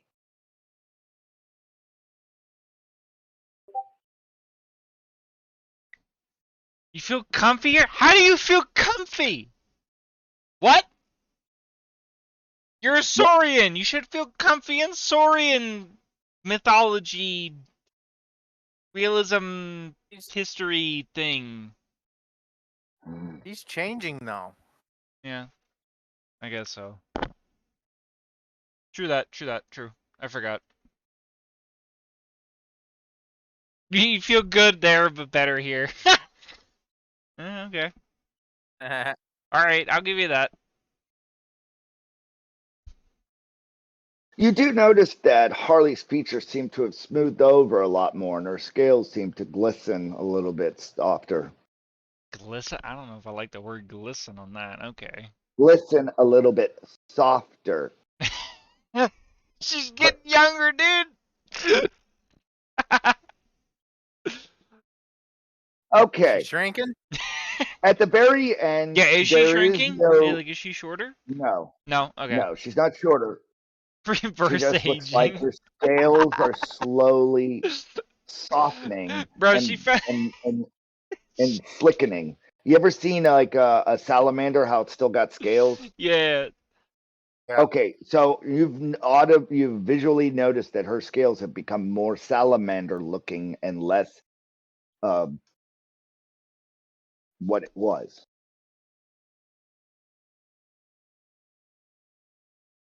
On to the next museum, I assume. Well, somebody's got questions. All right, you have 4 museums left. Would you like to go to Orcs, Vessel, Dwarf, or Humble?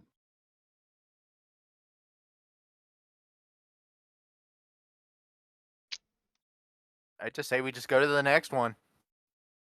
All right, you go on down to the next area. It is the Museum of the Orcs. The Orcs Museum, spelled ORKKZ, museum is a lively, chaotic space filled of murals of battle scenes and verbal sparring matches. The orcs seem to be of a fungal-based warrior society who thrive off of conflict, whether debate or physical combat. Their museum showcases their love for fighting with interactive exhibits where visitors can engage in sparring matches and enter verbal duels with orcs holograms. You end up spending, roll me 1d12 times it by 1d12.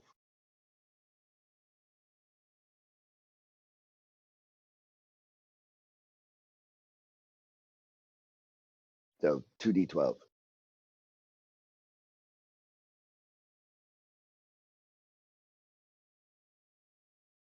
I'm not I rolling. just realized where Harley was writing her notes. Well, slash roll. You could also do just /R. Yeah, slash. Well. All right, there's one roll. I need the other roll. All right. So 8 times 2, that is 16 minutes is lost easily here.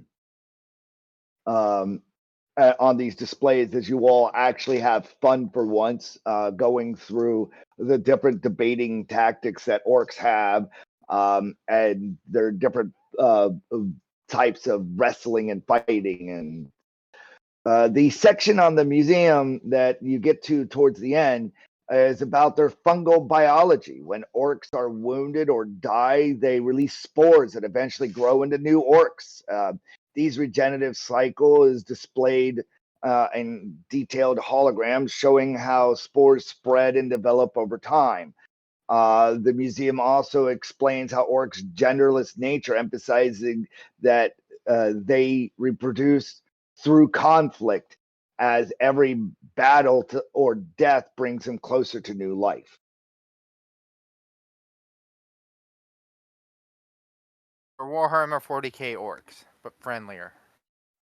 Yeah, they debate. And smarter, a little bit smarter. Yeah, they're differently abled. Yeah. I mean, out of game, it's a mixture of 4 different types of orcs from different mythoses, and then I put my own little spin on it. So yeah, some of the different ways I thought worked, and I'm like, fuck it, I'll just call it something close enough to it. So yes, those are your orcs. There is no kiosk at the end. There's just a lot of conflict displays. So unless you would like to play more in the orc arcade of conflicts, the next museum awaits.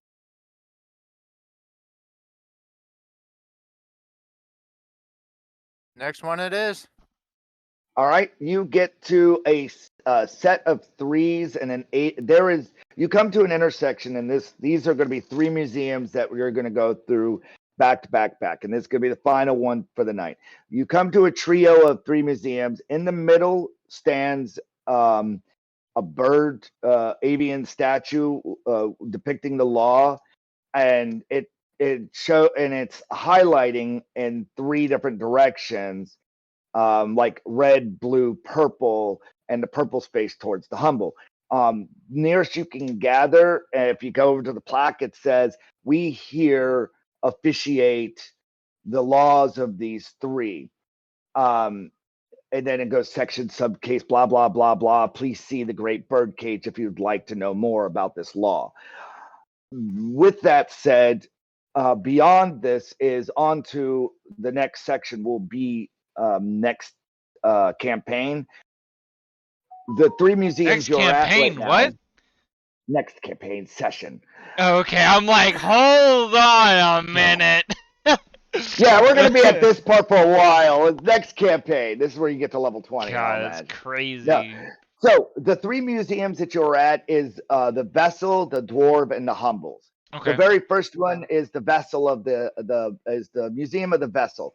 There's a pristine, elegant space with statues and artwork showcasing their elitist perfections. The Vessels are primarily female, with the culture revolving around the pursuit of flawlessness in art, beauty, and society. Their museums display a highlight their obsession with perfection and the detailed records of their greatest achievements in architecture, sculpture, and governance.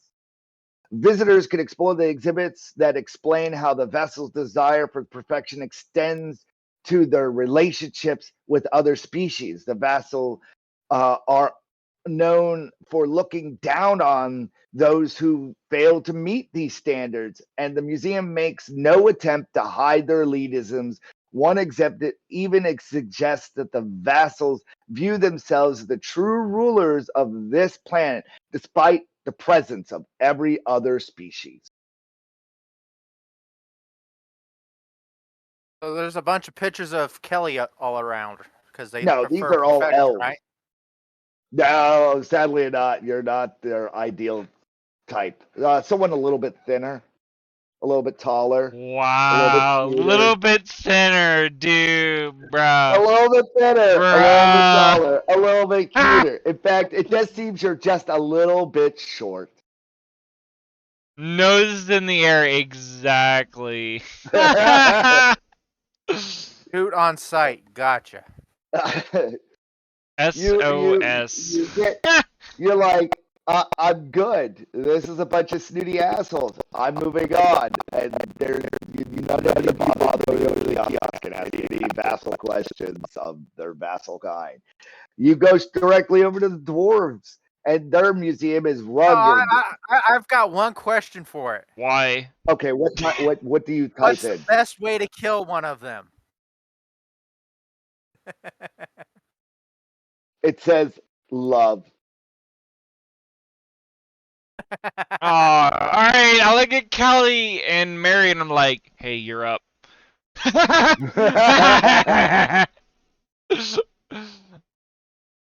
Well, I'm naming one of my guns Love. You get the impression it means that for you to idolize them. Yeah, that's never gonna happen. You get over to the next place, the Museum of the Dwarf. The Dwarf Museum is rugged, filled with massive stone structures and loud displays of engineering marvels. The dwarves are prominently male. I explained this earlier. 99% male for the dwarves and 99% female for the vassals. There is a 1%. The dwarves are predominantly male and known for their arrogant, know-it-all attitudes. The museum portrays their achievements in construction, mining, industry, and massive exhibits and showing their greatest feats. And there seems to be an exhibit where they'll hoard something, and just to show that they can out-hoard someone else in knowledge in one section where it just, yeah, it's overwhelming.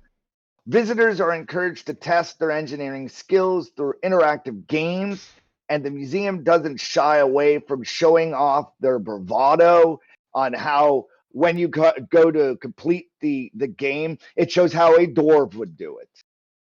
And it always just draws a line over top of what you did and shows you how you did it wrong. Even if for some reason you got it correct, it just shows you that a dwarf did this before you did on this date. And that is it. Like, it says, yes, a dwarf did this on so and so date before you did.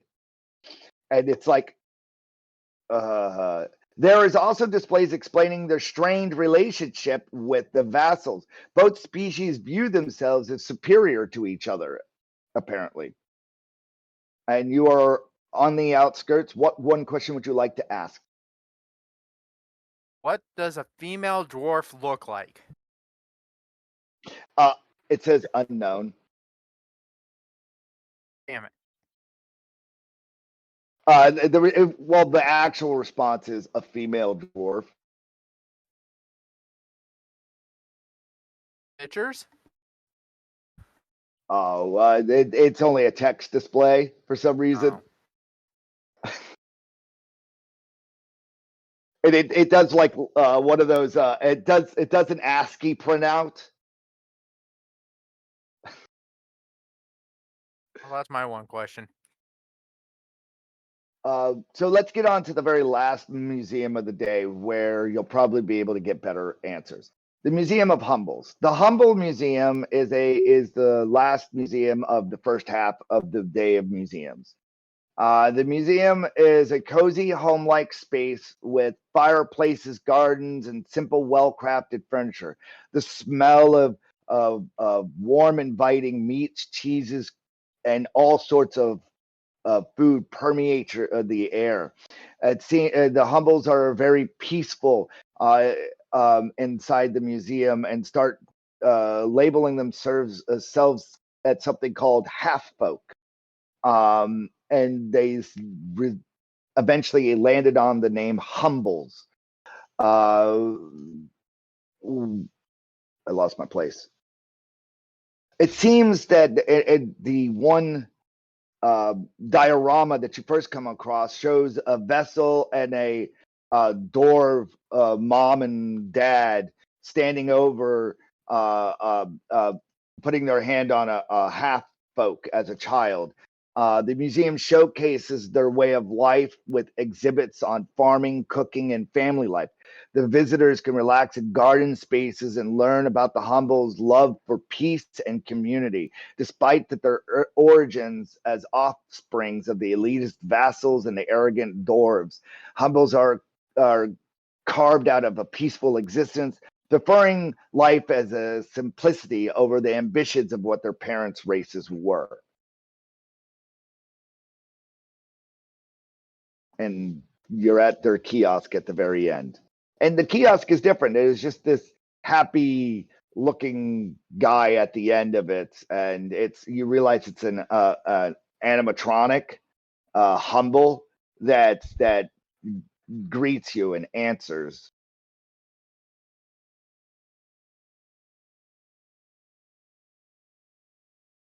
So can I ascertain that they are relatively friendly? Oh God, yeah. Okay. That's the first sign of friendliness that you've gotten amongst the people in your group. Okay, I look over at Kelly and I'm like, not saying that we should have done this, but perhaps we should have gone to Humbleberg a long time ago.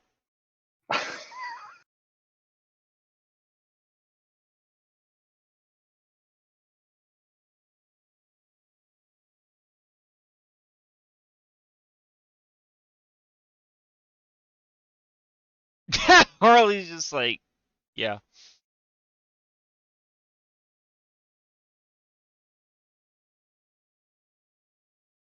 To the Humbleberg from the start, yeah. You there, Ty? Yeah, I'm here. Okay. He's like, I Thought I don't want muted to be, myself. but I am. Yeah, we heard nothing of what you said in response. Oh, like, yeah, but anything we've come across that's been free has been bad. Not wrong.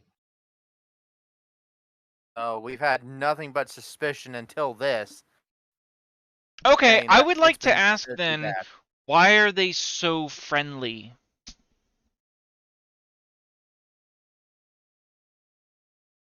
The animatronic toy Humble thing lights up. It says, "For freedom is the only way to be." That is not descriptive at all. Okay, fantastic. And it just smiles. Oh, the Not end. in a creepy way, but in a just it tries to be warm. I don't trust it. How many wars have you guys have been in?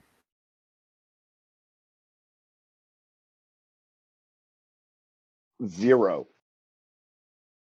Oh, it's Canada.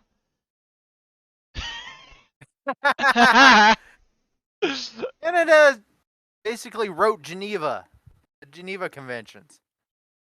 Actually,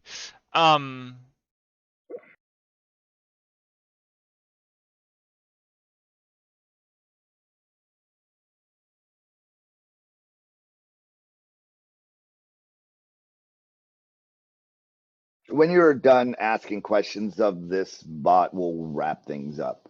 So, like, get another few questions in on the Humble bot, and yeah, I ask where they originated from. here. Okay. Can I ask what type of biome they prefer? Like, is it snowy? Is it desert? Is it like grasslands? Is it mountains? Humbleberg. That doesn't answer anything I just asked, but okay. No, you said biome. They said Humbleberg. No, I know what you said, but that doesn't. I don't know what Humbleberg is. Okay. Let me ask what type of biome Humbleberg is. Grasslands. Okay, fantastic. Thank you. That answers what that is. Wait, what did Harley say? What is Humbleberg? It is Yeah. the city of humbles. It is where all humbles reside.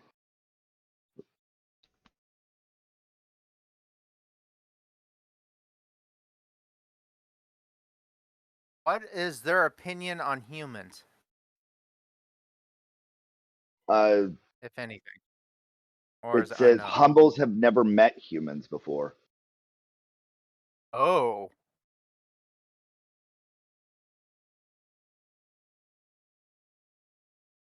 Oh, we need to go there and we need to have first contact with them. Would you like to ask how old the humble race is? Yes. It is only about 3,000 years old. And this planet's been around for 19,000 years. They are the newest. They're the babies of the group. Takes a while for a dwarf and a vassal to start having sex at some point, and put up with each other to start even creating these things. Oh, just get them both Took a drunk. while. That's what Celebration Day did. And then they started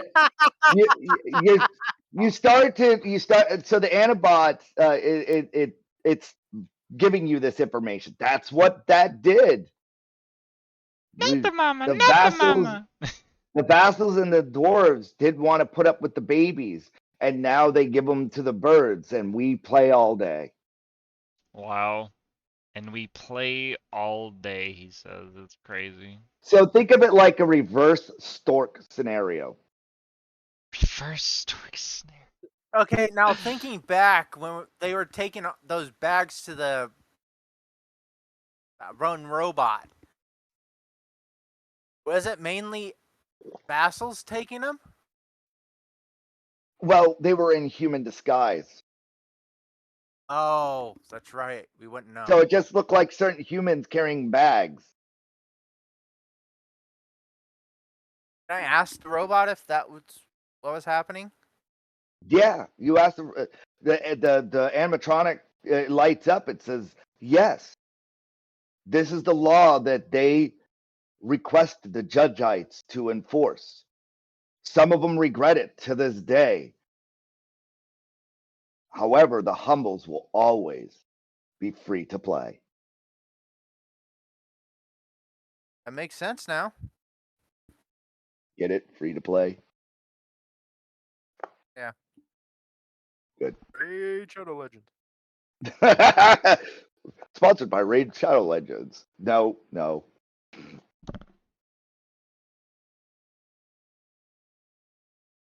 So, yeah. I'm actually going to ask it and see if it'll answer me.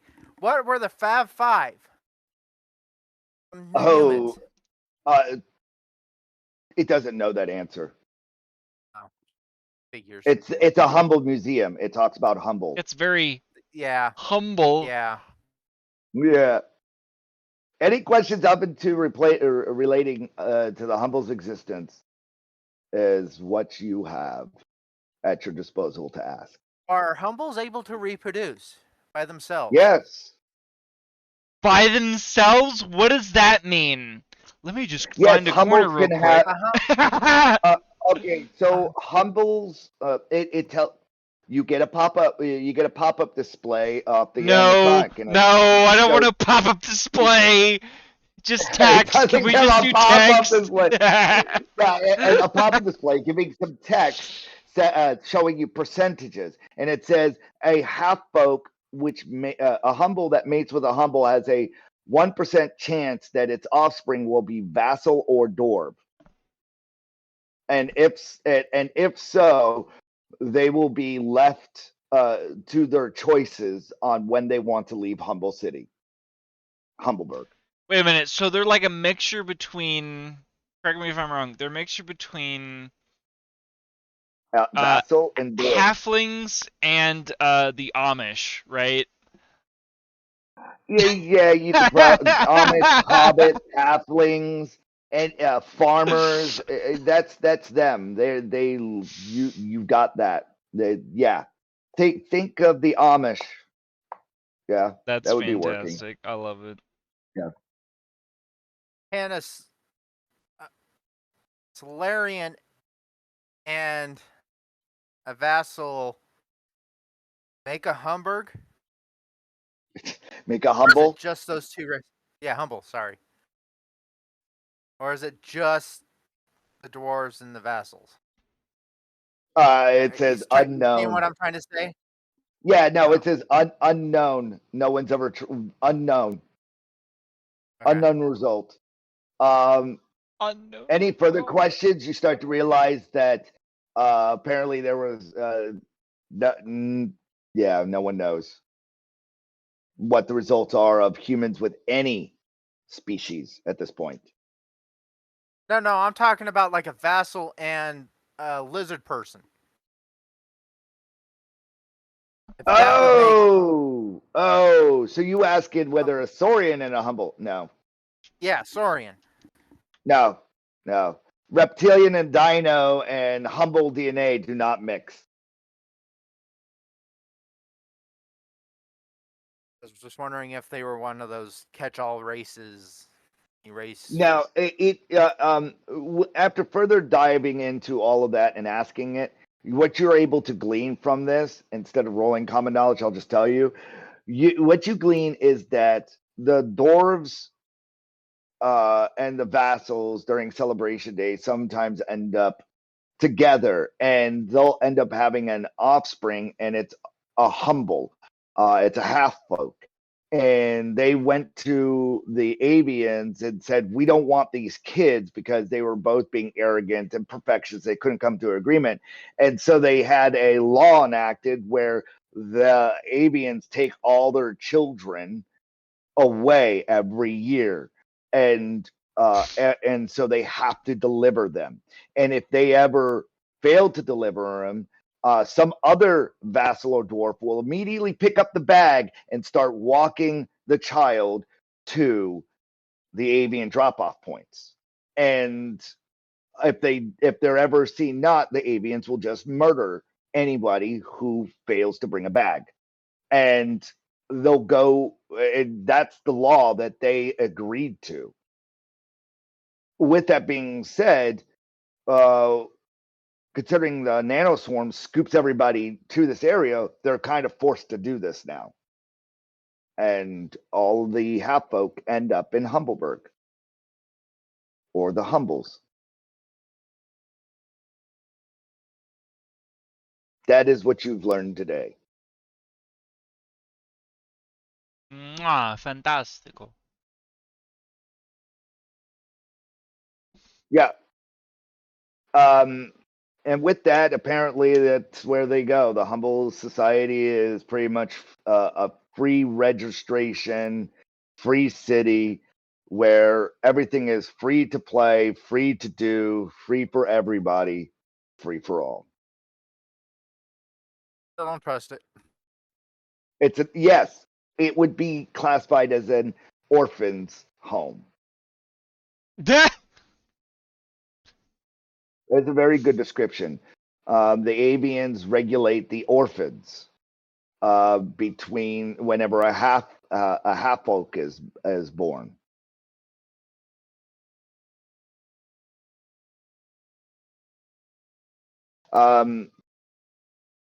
There's more to the fact of reasons why they did it, is because whenever half folk stayed in their respective cultures, they became greatly depressed and miserable, and the half folks would die off. And so there had to be also a realization that they had to do something with these half folks. They couldn't stay inside of dwarves and vessels It was too depressing for them. So this was their resolution.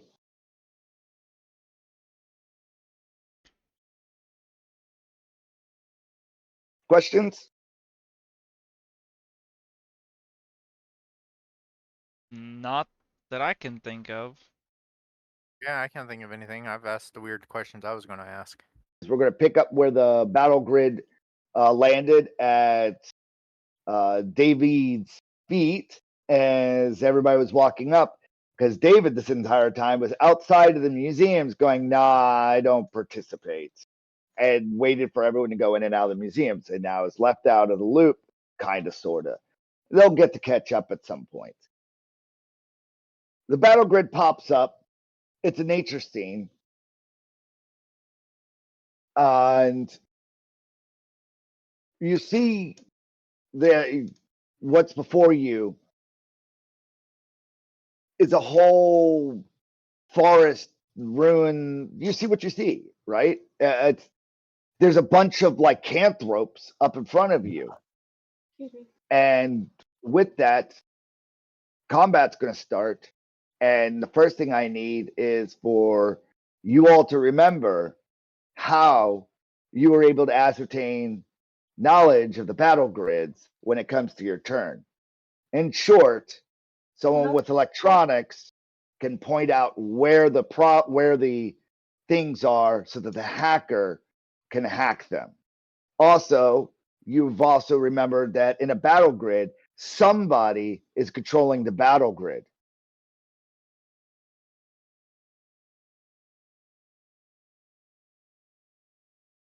So, question, before this thing showed up, did I notice any these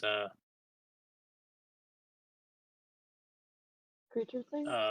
what did you call them? Creature thing? Oh, so that's the thing. What you noticed was there was a street rat squeaking coming up to you, and then the next thing you see is right underneath your feet, a battle grid pops up. And it wasn't the fact that you were not looking. You are uncertain where this thing came from. You had your eyes open, other than you seeing a squeaky rat, a rat squeaking. Possibly a grenade shaped object illusion to look like a rat. Possibly, because it scurried right up to you, and then next thing you know it. But other than that, no. Roll me a common knowledge. Let's see if you could ascertain from it. Just roll a common knowledge. Remember the result at the end of the battle. We'll roll another common knowledge, and I will give you your answer at the end of it. Cool. We have our first result. Let's see how much you're able to, and then during the battle, it will give more answers. So, because you're absolutely right. If you can figure out how to avoid these, you might be able to just limit what's happening. So the first thing is this. I'm sorry, what? Does he sound like a robot to everybody else, or just me? What? He sounds fine to me. Yeah, okay, every one of you sound distorted.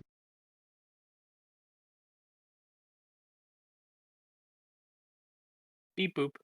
Beep beep beep boop boop. Beep beep beep. Yeah, if you're stuck underneath water, that's what it would sound like. All right, so Anabots. Alpha is controlled by you, Shin. Keep it simple. It can shoot a light laser or attack with a light sword. So it can do nothing to these things? Not what I said. Yeah. Didn't we have a problem with light weapons not working? Mm-hmm. What you see before you is a bunch of lycanthrope and were-rats. So it didn't have to do with the grid, it was the combatant specific. Yeah. There you go. Okay. You can change the light sword into a. It does have a different option for copper or light, and that's the 2 blade options it has.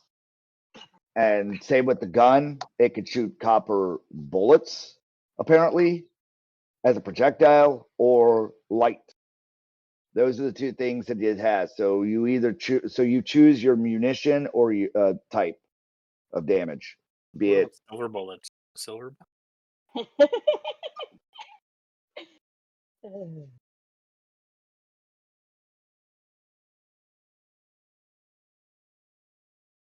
Oh, I'm sorry. You did ask I'm wrong on one thing.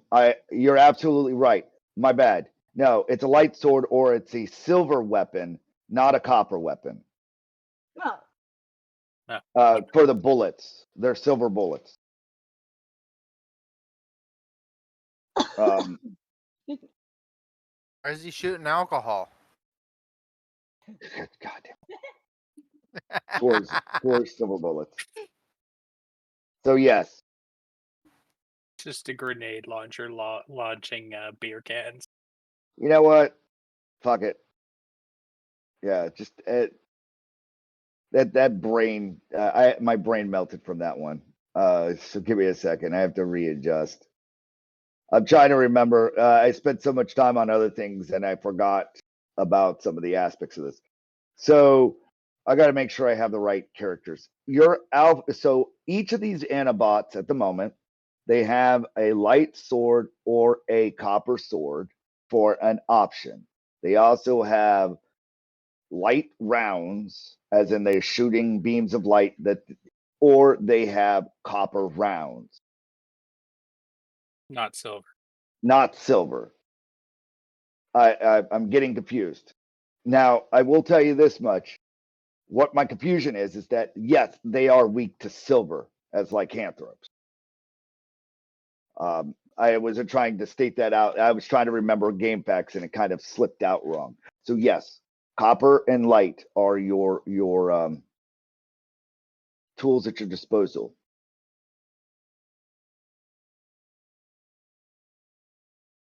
So treat it as a whatever a long sword capabilities are, and just classify the fact that the damage is light based or copper based.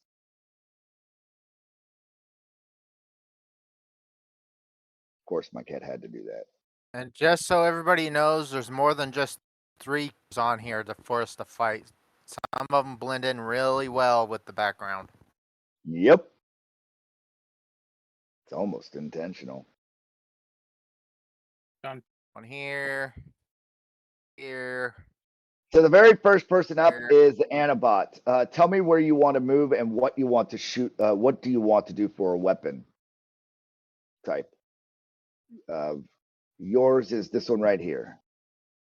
Who is yours? Right here. Yeah. You. Me? Yeah, Alpha. You're in charge of Alpha. Beta. Champ's in charge I can't of tell Beta. which one's which. Like I don't see. Okay, name. gotcha. I can fix that. I did forget to do that. Type an A on it. Okay, well, since those 2 were rat things I just have lined to up. do this. Update tokens. Oh, okay. Well, since those 2 were rat things are in a line, Yes. can use a light weapon. All right. Possibility of piercing or something. Yeah, just roll it as if you're rolling it for right now, because I haven't gotten the stats of these characters in here. And they'll borrow your stat sheets. This way you guys don't get too confused with your characters. Just use your stats and know that they can modify the type of damage they're doing. Or else you're going to get confused with all different types of character sheets. So just use your character sheet and know that this thing can modify its damage types to copper or light, projectile or melee. Okay. So I don't actually have a ranged weapon. Okay, Other use than that throwing light. spears. So use the light one that's on just use your throwing spear. Fuck it. For right now, just use that until we get the kinks worked out. Because I was thinking about the fact of giving you all these different things, you'd have to manage so much. It's like, no, we need to keep this cleaner. So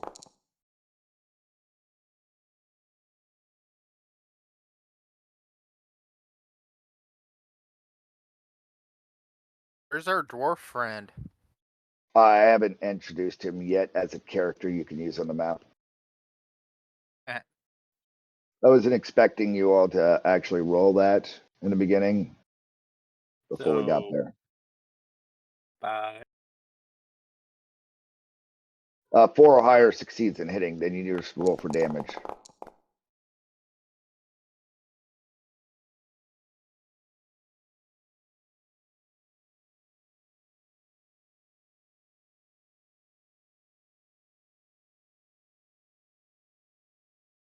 And it wasn't exploding, so it doesn't pierce, right? No, it wasn't an exploding, so it doesn't pierce, and it stops on the first person since it's not an undead, so it doesn't shoot through people. It only shoots through undead. I thought it was a critical thing. There is ways when it crits, but on a natural hit for undead, it will always go through it. And so if you did crit on a non-undead, then it does have a chance to go through the target. Anyway, so which one did you shoot? Clicked on the wrong thing for damage. This one? Yeah, it was that one. And how much damage did it do? That was the wrong damage. Because I clicked on the wrong thing. All right. You succeeded and it got a... yeah, there you go. It took care of it. Bam. They must have updated it. That's neat. Oh, neat. I like that. I don't remember seeing that shaken wound. Where Oh, at okay. wounded So before. when you're gonna attack something, mouse over it and press T on your keyboard, and it'll target it. Target it. Okay. Oh. Thank you. And then when it does the damage or the attack or whatever, it'll pop up with a little apply the damage, but only the GM can click on that to apply it. Correct. And it's also where I can like soak damage with bennies as well. All right. So I guess that's the end of Alpha's turn. Unless you feel that you want to move them somewhere. By the way, I love how it says pain itself is money. Of what? On the wordage on the stage. It's Oh, gonna yeah. be pain itself money. You mean Lorem Lipson Delar? IPSUM. Yes. So Lorem Ipsum Delar. It's Latin. Pain itself money. Yeah. That was neat. Sorry, it was something side weird thing that I looked at. On to the were rat. This one dashes forward and throws its dagger at you, champ, right at your wrist, trying to give you a disadvantage, hopefully, on your hacking.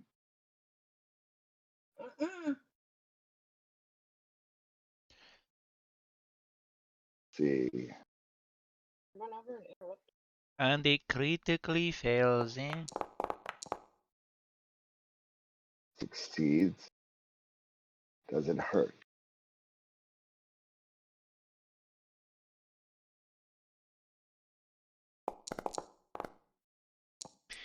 Oh, yeah. Yeah, it hurt. Oh, gee. You know. So you are shaken, and you have a wound.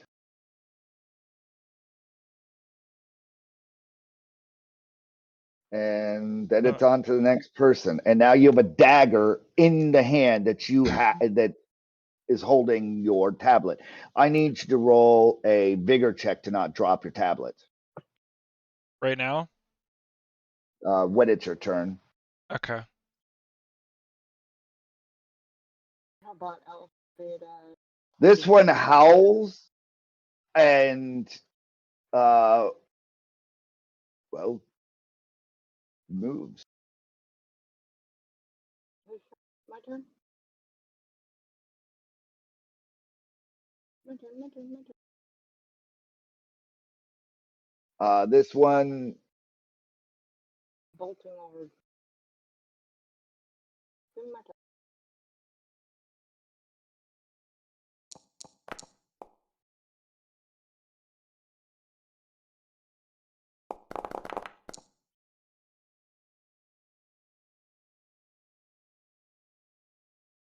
and Alpha is shaken.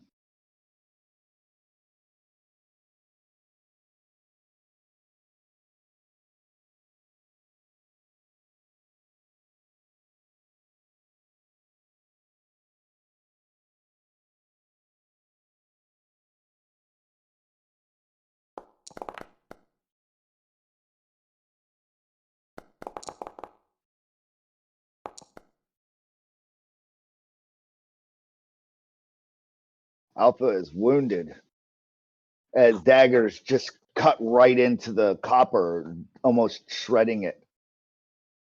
Was designed for whatever damage they're throwing at it.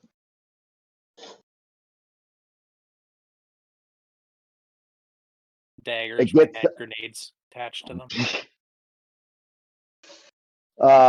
They seem to be black and icky, dripping with something. You're uncertain, but they don't look normal.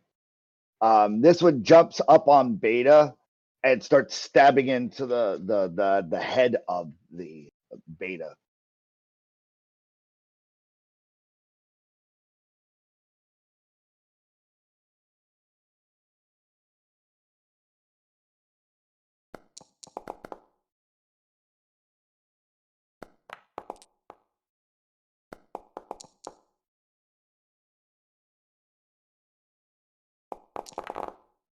Oh Jesus!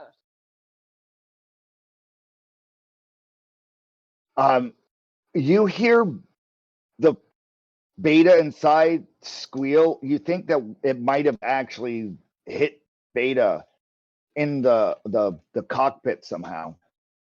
Apparently, up in the head is where the frog sits when it's occupying it.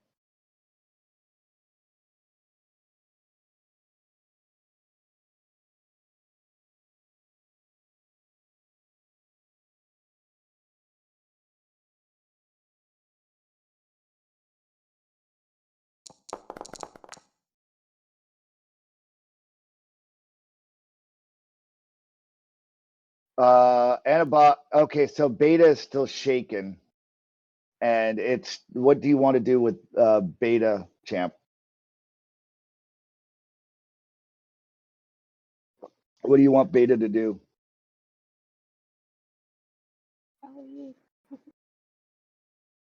So there's a creature right here. Right here as Yeah. well. This one's the one that Oh, I jumped see it on now, yeah. Beta. Okay. It jumped on and started stabbing the head mechanism of Beta. Yeah, I'm gonna start And trying to attack it with Beta then, using a light sword. I need you to roll a vigor check first off to see if you hold on to your yeah, Beta. yeah. And It's gonna since be you have really no bad. idea where things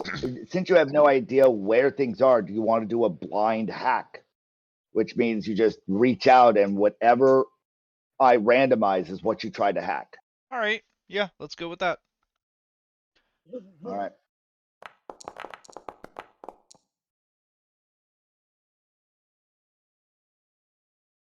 All right. So you did your spirit or your vigor check.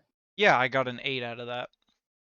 Gotcha. So you got your vigor check. Okay, cool. You held on to your and you still got a knife in you. You'll have to deal with it sometime, or dagger. Did a healing roll. So as it stabbed through you, by the way, you see the black ickiness of it starting to like adhere to you. And as it's starting to go, I'll tell you more at the end of your turn. What do? You said blind hack? Yep. All right. You succeeded hacking something.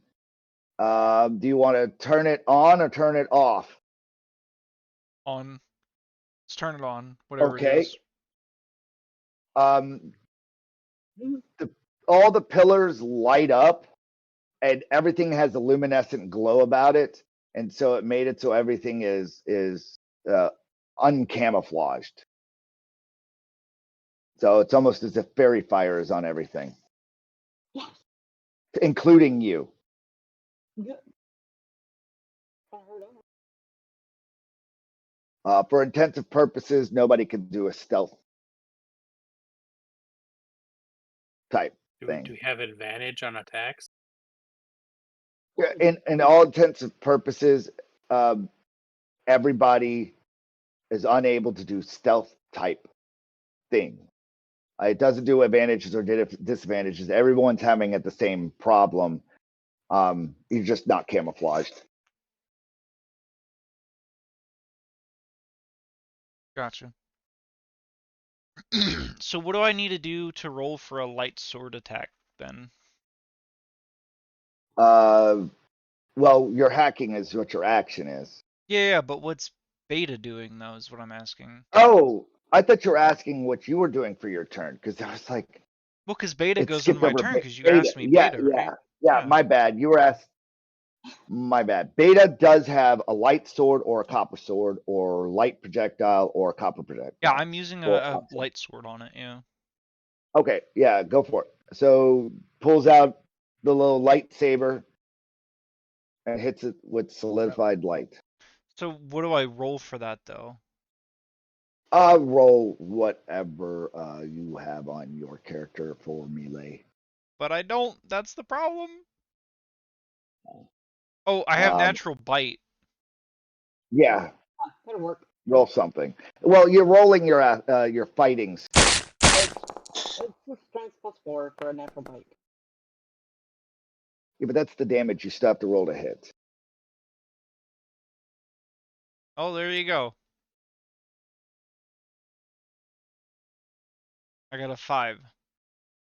So you could have probably clicked on that were rat and hit T and then clicked on your skill and You don't should have bring to up. just mouse over it. Yeah. If you want to give it a try.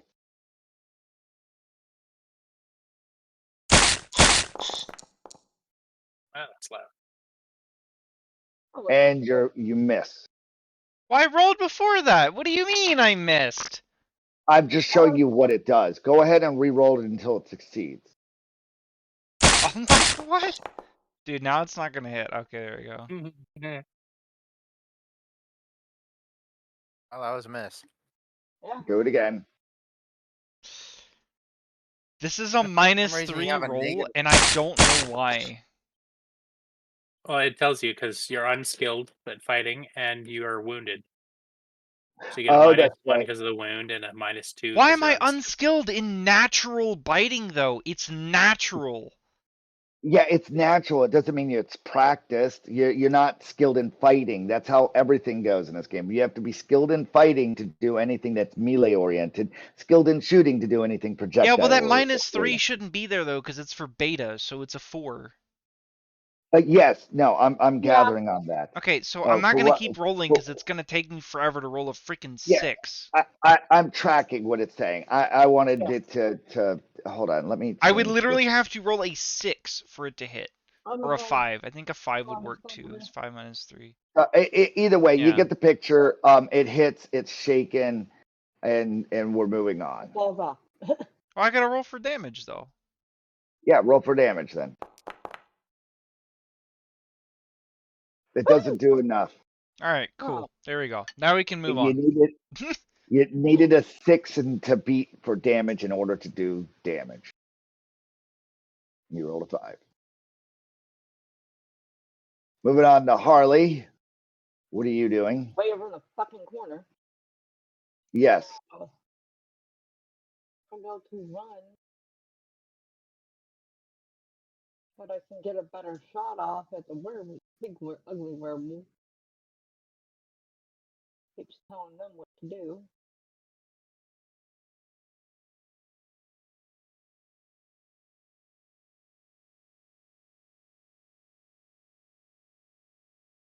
I can't move or anything. Game's paused.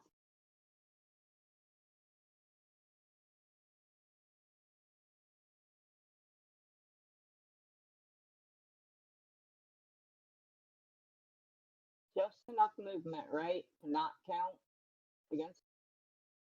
You can move 6 squares or hexes, I believe, right? Whatever your pace count is. If your pace count's 6, you can move 6 hexes. You've moved 2 of 6. You have 4 more. I'm gonna be able to move and shoot. Yeah, you've moved 2, shoot, and then move your 4. Oh, okay. Then I guess I can get really close. 3, 4. You're close enough from there, unless you want to get point blank range. Where's my happy little weapon that kicks butt, takes aim? Oh, your Yif sword? My nip. Or your Nif? Nif. My lighty sword. So you can get, and you can attack it with your Nif sword. There. Nip, nip. All right. All right. Click the icon and hit T. The one you're targeting. There you go. And then once you've clicked it and hit T, find your weapon, click the weapon, and it should bring it up. Fighting first, see if I can even get it. Right. You roll to see if you hit.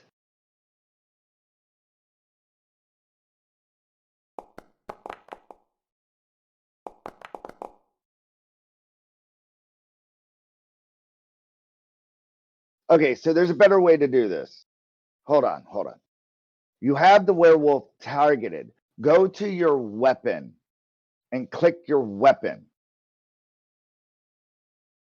Then click, new action. Then you could do, resolve damage.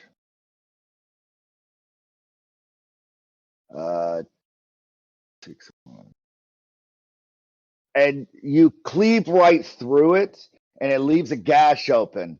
And the werewolf in mid rampage just like feels half of its body stopping to work as it falls forward. Yeah, you hit a good nerve, and it is unable to keep going forward.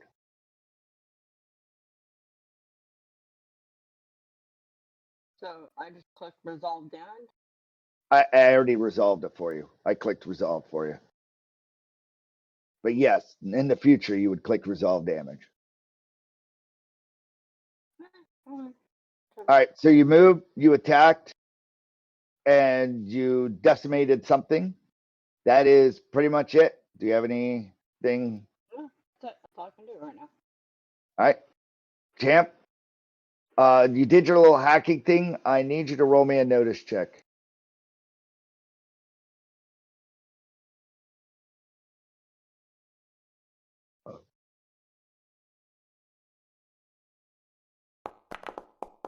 Booyah, baby. Look at that. Easy. Oh, yeah. Fucking easy. Beautiful. Mwah, I notice everything in the room, eh? All right, good. I will reserve that so that when we get to electronics check. Oh, damn it. All right. Well, we know what you did for your turn. What did you want to move? Get away from the rat. Me? Yeah, because for your turn, your character, I had you doing your turn some out of sequence accidentally because you were hacking for No, your no, no, no. turn. I don't want to move. No, no, no. No, I want to stand Okay. in front of Kelly so she can pew As pew. close as you can be. Yeah. Okay. And then we'll move on. This one starts chattering and slams down its staff, and then all of the trees and everything in the area start to like wither and spread out from him, and he just keeps shoving his thing down, and it spreads more and more out, and it looks like it's decaying as it's spreading out. Right now, it's 2 squares out from it. This one? That would be this one right here. Okay. The one on the dial. Okay. And I will put a ruler out. I just need to find a bam. Bloop, bloop, bloop. Jesus. There you go. And it quickly decays everything near it. And little wasps of black things start coming up out of the ground and like almost inky umbilical darkness rising up out of the ground at different places. So it's destroying its own little ratty things, its own werewolfy thing. Kind of. The big guy up top too. It's doing it to all the greenery, none of the people inside of it. Oh, sorry. And this person right here that's half of the circle and dead, it starts to disappear and become and oh god. Yeah. It intensifies the icky blackness because of the dead body that's right here. Oh crap. And it starts spreading out from it too. Can I jump away? And Shin, it's your turn. And a rush up to this guy. And I'd like to make 2 attacks. All right.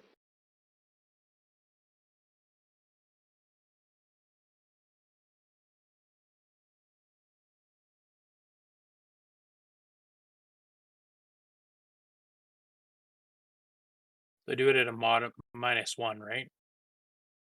Making 2. Yeah. I've just all of a sudden forgot. I know yeah, -1, -2. Yeah. Sounds right. So like if you did a 3 attack, they'd be -2, -2, -2.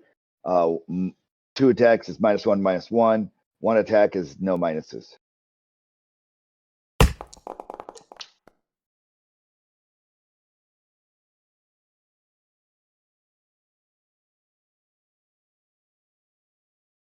All right, you missed with your first attack.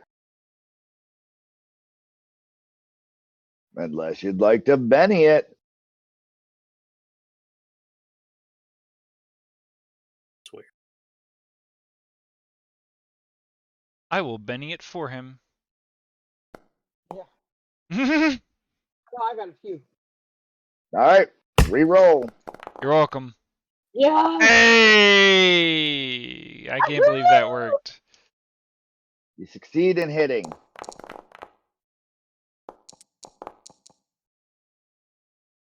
Three wounds. Action. Fuck yeah. Yeah, it lunges into the air and you splat it down, and like half of it go. What did you use? The halberd. So yeah, you cut down with the halberd. Only you kind of go at such a velocity that it's sideways, and you smack the thing, and it just splats with the force downward, almost under the pressure of you cleaving Through yeah. it?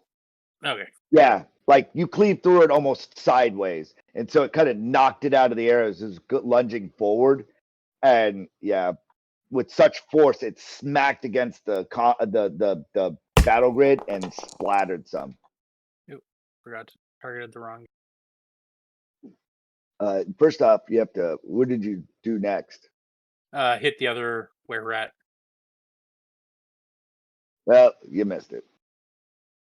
Fine. Redo it. Ah. Oh well. First one was too good. Yeah, you're trying to get it up off of the off of beta, and just it's proving difficult. So, bam. I've got reach with that weapon. That's why I didn't. Oh yeah, but this where we're at is technically on top of it. Oh. I felt like you probably would have stepped into a. I mean, it doesn't matter wherever. Sorry. I just meant just was trying to put it where it's technically at. Gotcha. So it's like you probably step over here and you're fighting it across the lake with your reach, and it's kind of attributes to why you're missing.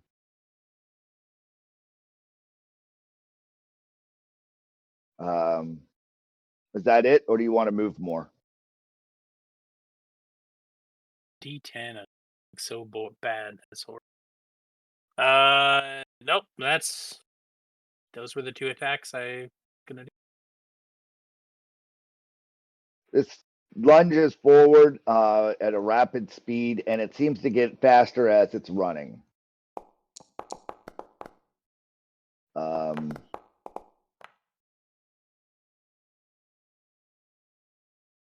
Wow, the were rat's no longer shaken. One of them. Die, you're up. Question for you. Since I have two-gun kid, and I wanted to shoot twice with each gun, would that still count as just -1 to each of those rolls? Two-gun kid is its own thing. It allows you to have a second attack on top of it. Yeah, I would have used my thing to get the with no negative. But if I used mine, I would have also hit champ. Right. So your two-gun kid, if you read the feat, it says that it gives you a second attack.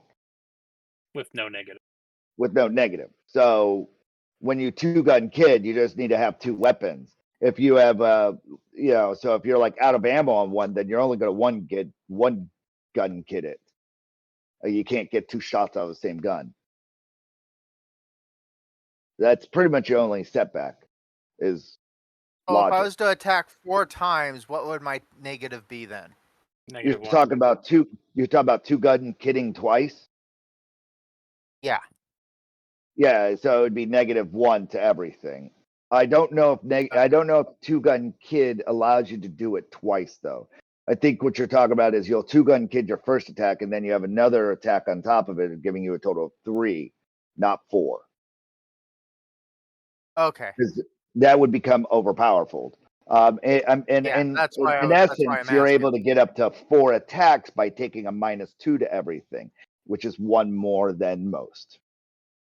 Yeah. Still ups your ante. If we find out otherwise, we'll retcon it. But at the moment, I find that that's a very decent ruling. So we'll go with that. So if I attack 4 times, it's a -1.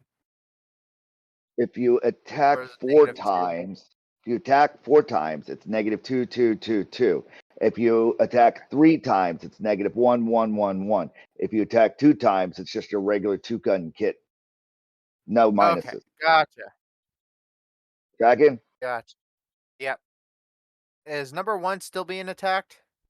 I mean, this Autobot in front of me? The what?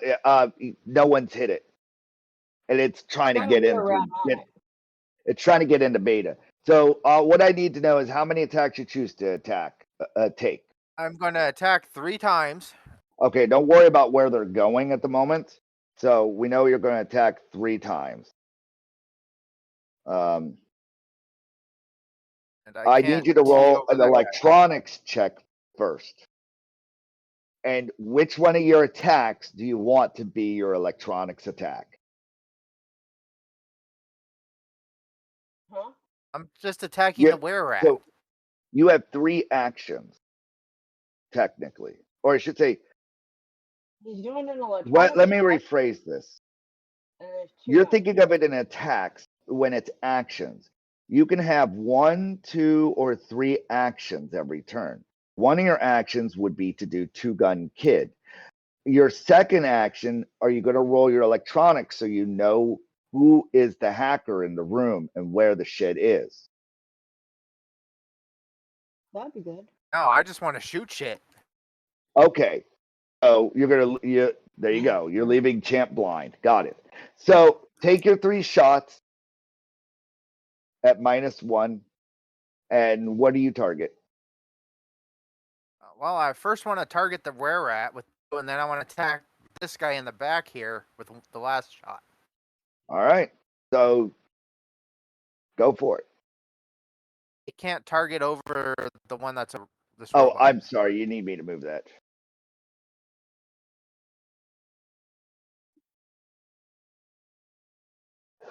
Here, I'll move this guy over there so you can target him. Take it 1. Woohoo!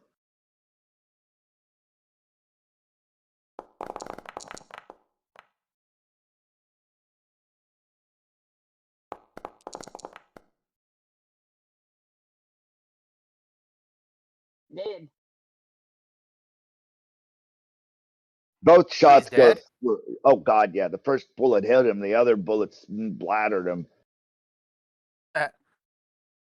No, I'm attacking this guy. All right. Oh, that one's dead. This guy here? Oh yeah, no, sorry, wrong one. Yeah, no. I had something differently highlighted.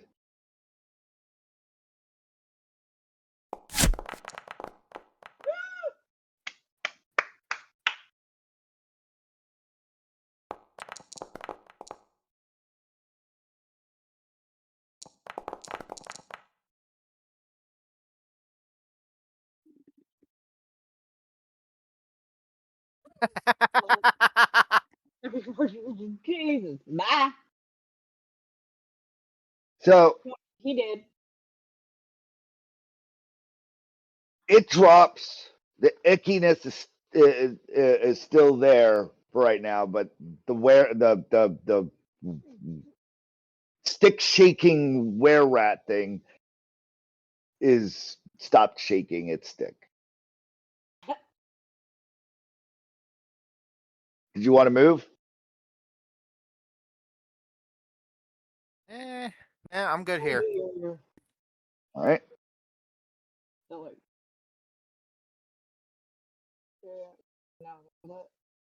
This one runs over, picks up the stick, and turns into the were rat shaman almost as the other one fades away, and you see it almost absorb up the essence of the prior were rat and start slamming the stick down now. God damn it.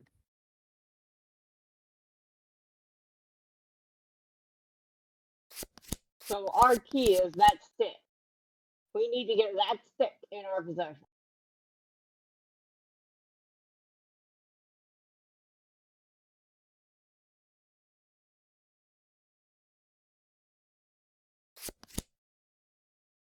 Oh, not laughing.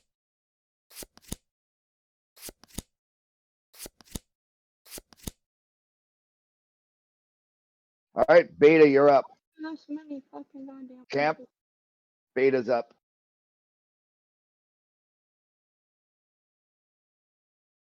Yeah, we're missing one of the robots. Oh, We're Frederick. missing this. Yeah. I will add it to the combat. We're gonna say he flew forward, or he moved forward, and who was holding who's Gustav? That would be you there, Harley. What is Gustav shooting? There's a were rat here. There's a were big one here. There's the stick shaker here, and then there's one here. So there's 4 were rats left. Well, the one with the stick is making the ooze continue, correct? Yeah, it just picked up the stick and started channeling again. All right, move him. Move Autobot over here. Well, I already moved him forward as far. Well, he can move right there, but yeah, So I can get around the damn statue. yeah, you're able to see it from here. He's got a gun, right? Yes, he has a light gun. So just use your shooting skill, and we'll go from there. I will have to fix these guys later. Uh, Maybe Monday we can like edit these guys in the downtime. I think I would have to argue that his 2-gun kit is, it's training. It's not like it's a once per round thing. It's Well, okay, we'll look at it afterwards, and we'll figure out all the yeah. I couldn't things. find anything that says specifically, but there is Yeah, another it's ability, the ambidextrous, right? And it's so you don't take a penalty with your offhand thing, which is the same as 2-gun kit. It's you don't take a penalty with your offhand, right? So if you make 2 attacks with your main hand, it's at a -1. Well, your offhand doesn't get a penalty, right? So it's so just a -1 uh, my brain is at 4 unable shots. to think rules lawyer because I just want to finish the battle. Sorry. Let's please. I'd like to step into this afterwards and understand it better off Alright. off scene. So Because yeah, you're probably right on it. I was just taking a current DM judgment call. laser rifle and a laser. So laser rifle, is that what be the light? Yeah, just use a laser gun. And as soon as we figure this out, we'll look it up, Shen. I am the battle's almost done.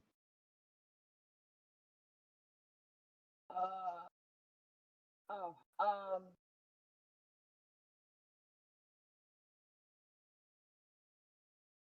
Here, I'll move the rare rat out of the way so you what? can select this one, the other one, the small one. Yes. Let me help you out and get rid of that one. That's a dead one. You here. I'm deleting all the dead ones.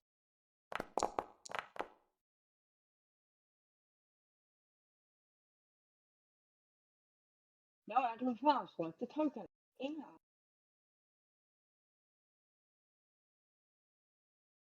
What in the hell? Not doing.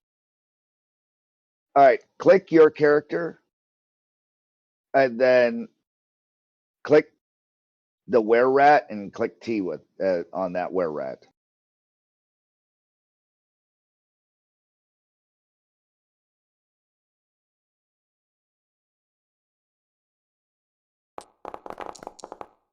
Let that work. That works. It's shaken.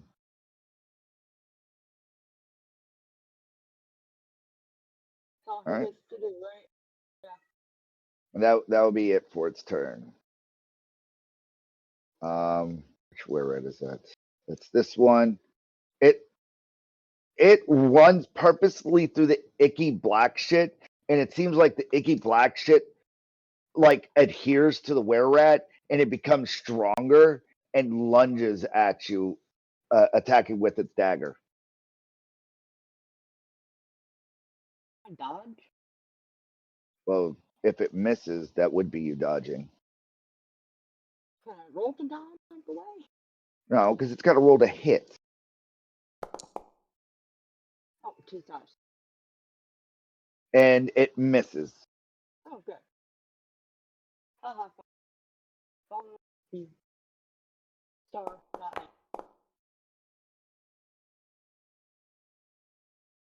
Jesus, what are the kids? It's no longer shaken, and it starts pounding on the floor to continue the spell again. Alpha, you fail, you're shaken. What does Alpha do?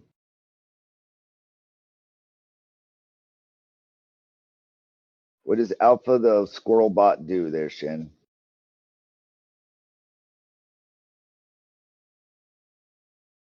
I forgot to unmute myself.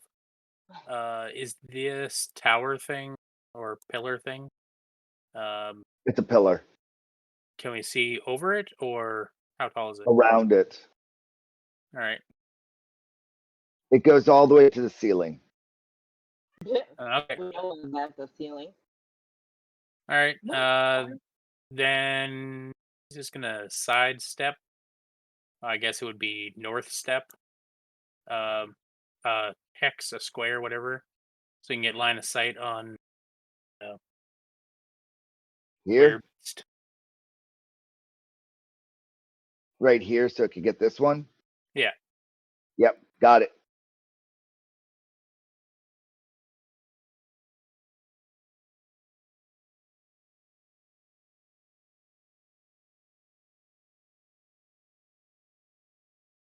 Biting my nails.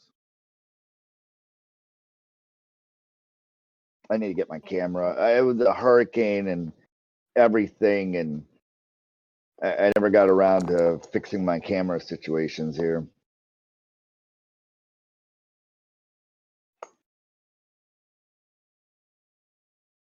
So 4 for the first shot. Or the okay. So Doing 12. and goes down. And an icky blackness forms outside of it. Once it died. It's not as big, but you get the point.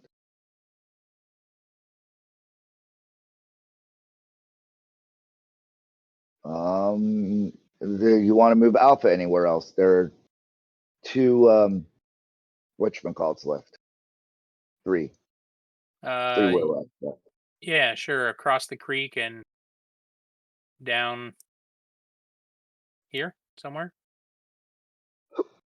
Well, it's got 5 more, so you mean right here for movement, or here?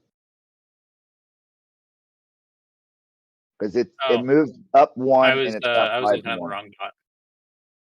Yeah, it's right here. Oh, okay. Alpha. Then yeah, no movement. Just take another shot at. Well, you should have called that beforehand. I did. That's why I did it. At Oh, a gotcha. -1. You're good. You're good, then. Go for it. If you did, you did. Coffee's ears. I took a -1 anyway. Yeah, no, you're good. It was just you were talking about movement, and it threw me off. Oh, I forgot to mark target. Which one you shooting? The north one. Middle. Try again. Roll it again. As soon as we're able to, we need to hack away and figure out where exactly the one that's going. Oh, you missed, anyways. Never mind. No, Got it. dead. With 4. It just shows miss. No. Up here. Oh, because it's dead. That's why. Yeah, I gotcha. So click on the other were rat and just roll again. There we go. Wound shaken. And then it spews out.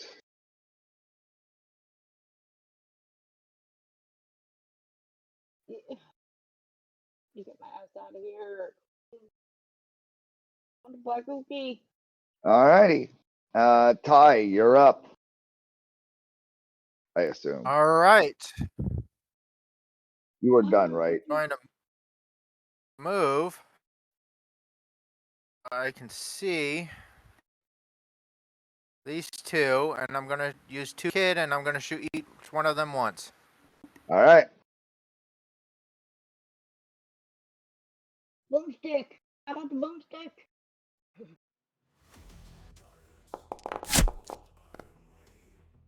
Woo, y'all.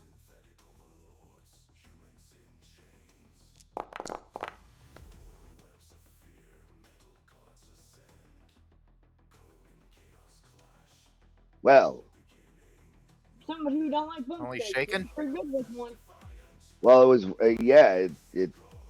This one only got. Hold on. You forgot to click raise on that one.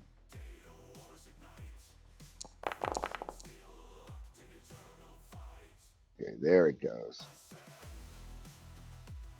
So You're dead. there we go. Now it did it correctly. All right. And what do you do with the other one?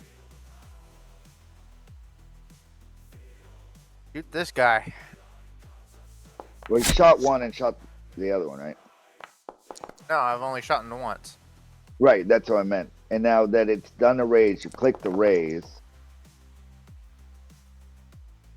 and then you hit the shaken thing. So there you go. He dead. That has to be dead. It's dead, and the battle grid collapses. I want that boomstick. You never figured out who the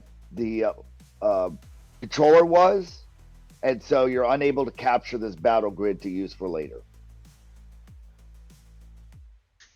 The treasure ball collects, and in it is a bunch of loot, and we will find out what that loot is next session.